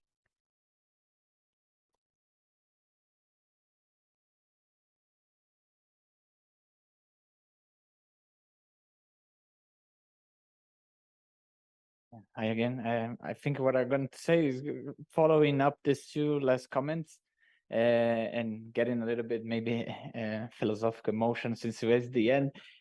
A colleague of mine once told me a metaphor about how she explained the carbon market to her grandma, and I thought it was brilliant. But she said let's think that there is a mechanism that it's paying us to improve our level of cholesterol so we get healthier. And so, but then she said, okay, but in order for me to improve my cholesterol, I need to spend more money in food, and we need to spend more money going to the gym. And maybe this money that I'm gonna receive from this mechanism is not worth for me, since I will also have to spend money and energy and change the way I do my life. So maybe it's not worth. But if you think like, okay, it's only about getting healthier, and someone cannot agree on that. And I think this is quite brilliant, because there is an opportunity here for having a most like a healthier system for the agriculture.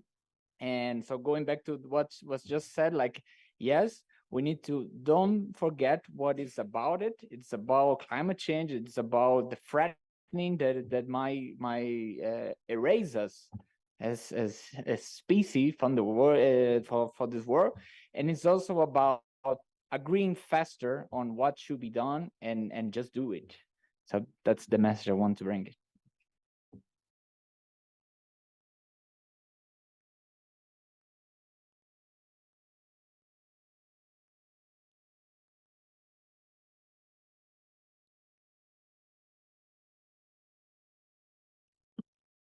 Put together with the felicitation of the meeting and bring a positive recovery of the things that happen here, because I think that have the best science we have the best acknowledgement put to the dispersion to the agrotechnical technologies, because we have a great ecosystem of agrotech companies develop a lot of solutions, maybe not the best, but very useful. And this is one part of the time that we need to go quickly. Put together, open the science, transmit the science to this agrotechnology company and develop solution. Maybe only a minimum standard will be development to work with a common practice. And we have companies advising to the farmers with the confidence of the farmers, a good ecosystem in this way. We have a robust and a very extended industry taking into account the sustainability goals to the future. Maybe not all the things that the farmer leaders that we are seeing are doing, but they are in the way. And for we have leaders that are exploring this new universe from the sustainability. So we are all the things. We have the companies that do the distribution with high implication in the sustainability and the change of this new world. So we have the perfect ecosystem. We have a great, we have in an exciting moment. We can create the future, so we can participate in this creation. This is very exciting. It's a very good moment. We have technology. We have in artificial intelligence. Can be now we can be speaking about the things that be wrong in 2 years, because this new model of intelligence can be changed. The models, the form that we use, the factors, so we can go with the minimum level with a standardization of the operation in the sustainability, and we are in the start. We are going to take the path in common, and we will be quickly in the future.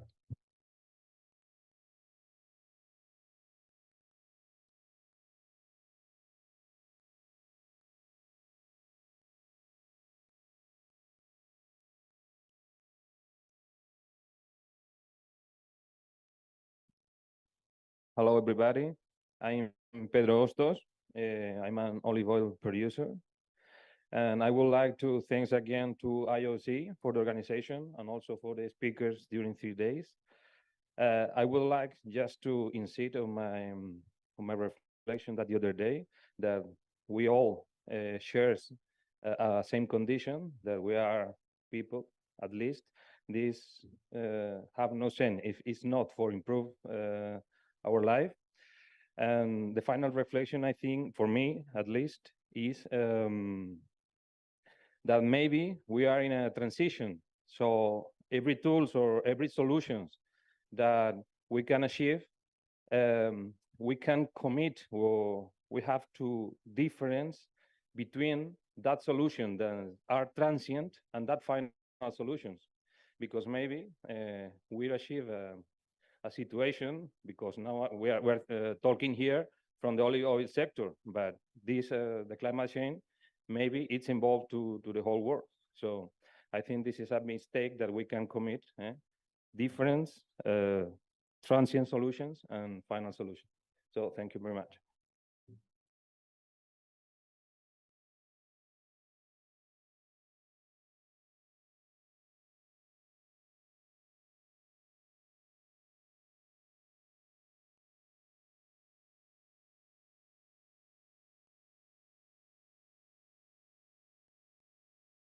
I think after these 3 days, we know that we have methodologies to go further. But what I'm just thinking out loud, and I just thought that now, is that we all agree that it's important to be done now, and everybody want to have a healthier planet and healthy people. So yes, we do have to do this, but what if we thought about a campaign to promote that olive oil sinks more carbon than it emits? It's carbon negative, because it will be it does good for your health. It's good for the planet. We all said that in many ways. So why don't tell consumer that that's the better way to do it? Why don't we tell them that it's the healthier fat they can get, and it's the healthier for the planet? Because what I seen from consumers this short period of time that I'm in contact with them is that they have different levels of consciousness. So we have total ignorance of things, and then they start seeing things in front of them, and then they start to know it, and then they start to think about it. Oh, do I need to do that? And once they start saying, oh, this is important, I need to do that. But now I have to act on it. It was just what Ricardo was saying. So consumer needs to have this good information all the time so they can actually do it and go through all these levels of consciousness. So carbon credit, also the farmers, like we talk about, we need to talk to the farmers to do that because it's better. So it would be for both sides. This is I just thought that now. So it would be something extra added to the methodologies and standards and stuff. And also, I forgot to say in my presentation, if you have, you can assess our inventory in our website. If you want to see methodology, if you want to see the numbers, if you have any questions, you can always talk to us too. So thank you.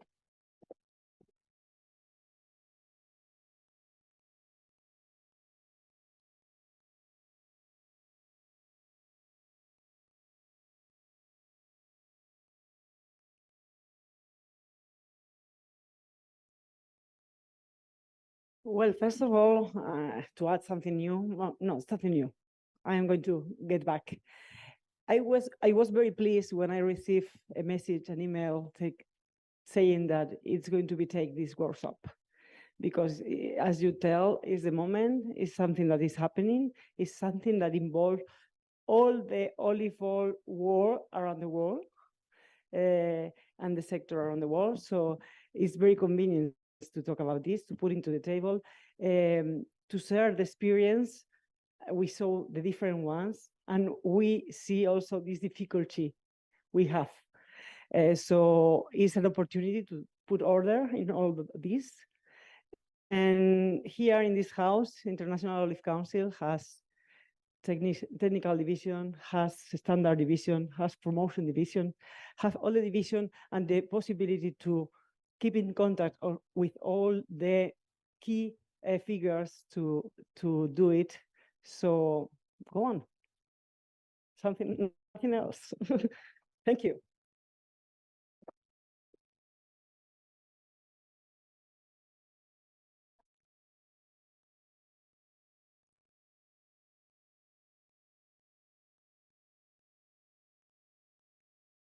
Well, just to reinforce your last intervention, I think we have done a brilliant exercise of open innovation here. It has been really incredible. We have put together the 4 lenses of innovation. That means we have analyzed our core competences of the sector. We have analyzed which are the customer insights. We have analyzed the orthodoxies of the sector. And we have analyzed which are going to be the discontinuities on the sector, okay, the big changes. Nowadays, I think we have ideas, that means projects on the pipeline. I suggest that IOC elaborates a roadmap. Then you filter these ideas, you schedule timings, and then let's do fast track action. Thank you very much for the opportunity.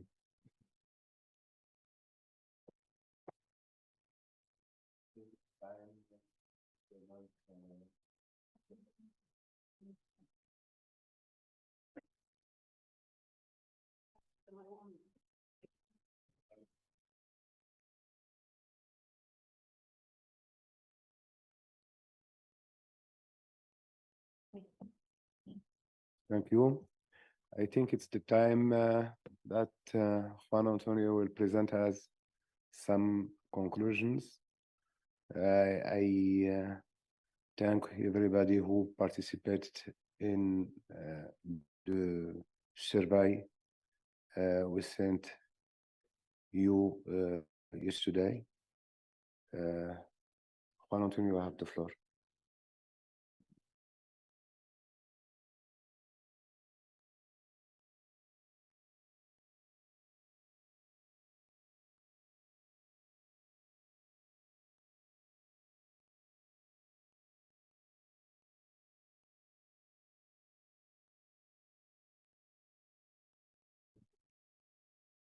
Okay, after 3 intensive days, we have a lot of ideas, a lot of interest, thoughts flow inside our minds. It's really that we need to analyze all of them, to filter, to discuss internally, to put on the ball on the field. Now we have the ball our roof, but we need to put the ball on the field. But only I briefly summarize about this workshop. We have more than 30 speakers from United States, Brazil, Australia, Spain, Morocco, Tunisia, Greek, Italy, etc. More than 300 participants in this workshop in different several moments, online, presential, etc. from more than 30 countries. It's really, really amazing for us to have a lot of people interested on this workshop. And the main objective that, one of the main objectives that we we designed this workshop was to have a 360 degrees about this situation. We wanted to have inside of this room scientific people, ET people, consultancy, verifiers, private companies, policymakers, and honestly, we think that we achieve it. So, and it's very important for us. And these are the 4 main questions that Jaime showed all to you in this presentation in Tuesday. We think that we have discussed a lot about of these 4 topics. I think that we have the task already done at this respect. I think we have discussed a lot on this. And finally, we appreciate a lot that you had answered this survey.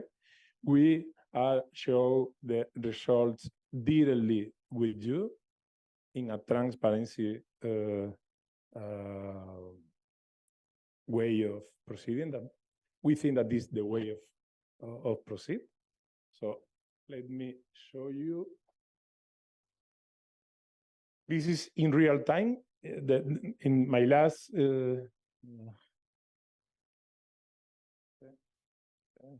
I think that we need to move the presentation. Let me.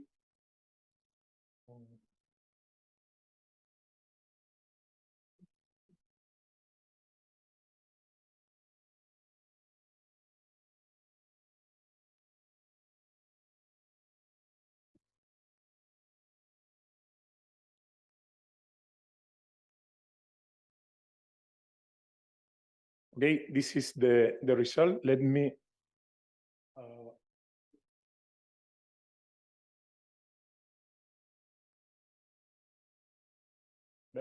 Better? Okay. We have at this moment, at this real moment, 72 answers. Okay. The first question was, do you consider that exists a minimum scientific consensus about the assessment of the carbon balancing and olive orchard to start the development of a standard methodology? We have to evaluate between 1 and 5. We obtain a media of 3.44. is optimist. I think it's good. It's good. Could be worse. The second question, but the first was the email address. So the second question was, having listened to the presentation on the regulatory developments of the voluntary carbon credit markets, do you consider that the role of the olive groves is sufficiently or not well addressed in this regulatory development? The answer is 3.11. Are you confident with the actual commercial proposal to get carbon credits in olive sector? The answer is 2.96. In your opinion, the current level of complexity for olive farmers to end up earning an income from the sale of carbon credit is from easily to totally complex? What's the scale? The rate is 3.22.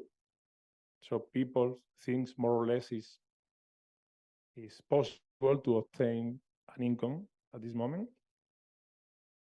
The sixth, in your opinion, should the IOC work on the standardization of the olive carbon balance assessment? Your opinion is 4.53.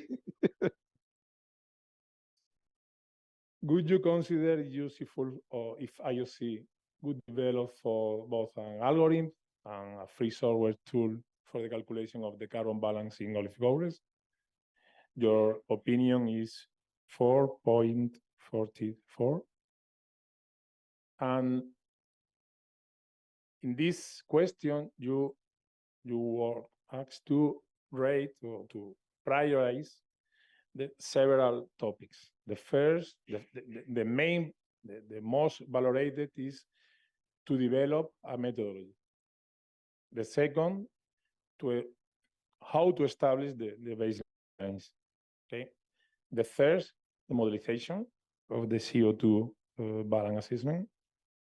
The fourth, how to tailor the quality criteria of the European Union for our sector.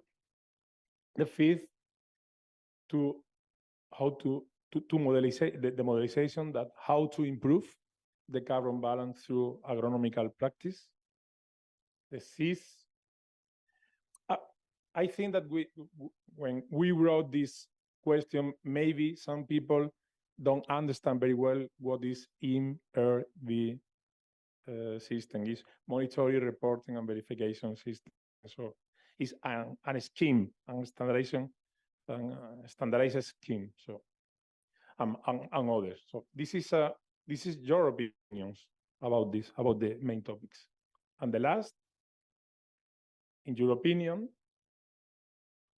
would the IOC the most appropriate entity to propose operating rules for a future global voluntary market for carbon credits in olive grove?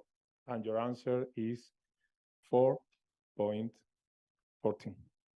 So many thanks for your opinion. This is a very, very important information for us. And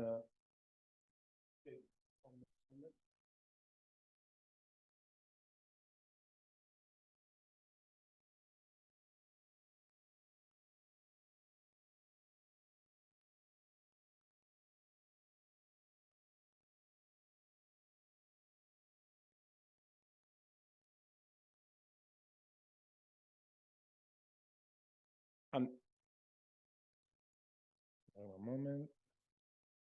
And what are our vision before this workshop? What are we thinking about this? This is our proposed roadmap for this. So we need that the first step is to create a technical group, to create a network about these topics with scientist people, with the key figures that have been here with us with 3 days. And this technical group shall to conduct the development of the potential methodology. Then the third step is to develop tool or to validate the system tools. Is a question to analyze.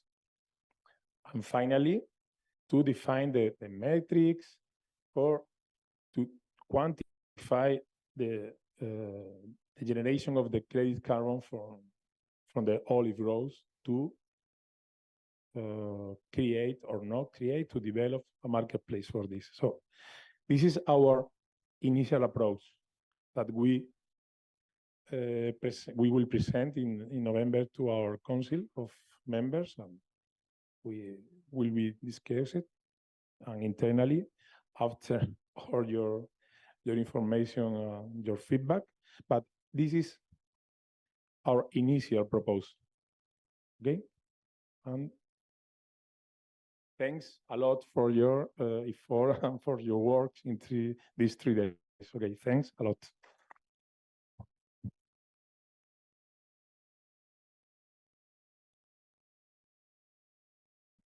Thank you, Juan Antonio. So I have the message is for you. The message is for you. If you accept. Thank you so much. Thank you, Hassan. And first of all, thank you all for being here with us. This is very important, in particular those who were the 3 days, but all of those 300 participants from 30 different countries. To have you in the IOC, it really means a lot for us. I mean, one of the challenges of those big intergovernmental organizations is not to be far away from reality and from the sector and from the people, and the participation of all of you today in the IOC give us a clear sign that we are somehow not far away from the right road. So this really means a lot for us, and I want to honestly thank all of your participation. Those days we had the political players from the EU, from countries, different countries, and we learned that yes, it's the right time. This is something we learned in this seminar. It's the right time to put together all the pieces, scientific, ITs, professionals, the pioneers of the sector who are running ahead, the big companies coming, the small producers we need to incorporate, and we need to move fast. That's the other thing we learned. We need to move quickly. And the other thing we learned those days is that the challenge is not small. The challenge is big. There is a lot of things to be discussed. Where we already start to discuss, okay, then there is a discussion, what is this baseline? What happened with the people running ahead before this baseline? What is the additionality? How will be, all of those details are not easy, that is what we learned. But what we understood is, it doesn't matter, we need to go for it. We need to go for it. And from our side, next step is to bring these conclusions to our members. We will have the session of the members in November. We there discuss our activities for next year. We approve budgets, and we are proposing a new line of work for the IOC on climate change. And this was the first step, this workshop. And if our members agree that we should continue doing the work, well, in any case, we will continue with. But if they agree to support our proposal, we will do it with a better means and to see and go ahead all of these challenges. But we cannot do other things. I mean, climate change is one of our major concerns as societies, and the olive sector has to be part of the discussion. We have more than 11 million of hectares there already working, already capturing CO2. This needs to be recognized, this needs to be visualized, And my mind is that the work that has been done with olive oil and health of years of science and communication, we need to do it with sustainability and with climate change. We need to pass the message. We already have some knowledge that olive oil is not only good for your health, it's good for the planet. And this is pretty unique if you see to other products. We will compare. So we need to learn which practices go faster or better, or how can we improve. But what we already know is that there is a positive balance. We can agree which practices, how farming is doing better or not, but there is a positive balance. And this is something that we need to see how can we communicate, how can we do it better. And we are together. We need all of you. We need to continue working together in bringing together olive oil or table olives, olive orchards, and sustainability and climate change. So I don't want to go longer. It was 3 very intense days. And I think we have time to continue having a glass of wine, if you allow me to say. And I would like to just finish acknowledging the work of the unit, because all of this, the idea, the proposal, the work come from these people on the table: Hassan, the head of the unit, Katarina, and our new recruitment, which is still in probatory period, as Hassan said. But I think he's going well, no? He improved the tone. And thank you very much.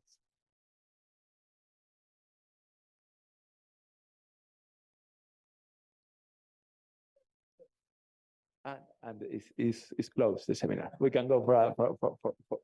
So like the other days, please, Jaime said, join us for lunch in the same place as the coffee break, okay? Thank you so much. One photo group. A group photo here, if you don't mind.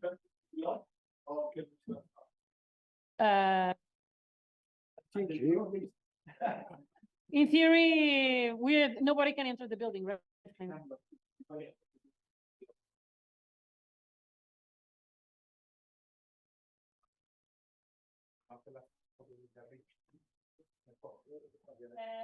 ¿Quieres mi móvil también?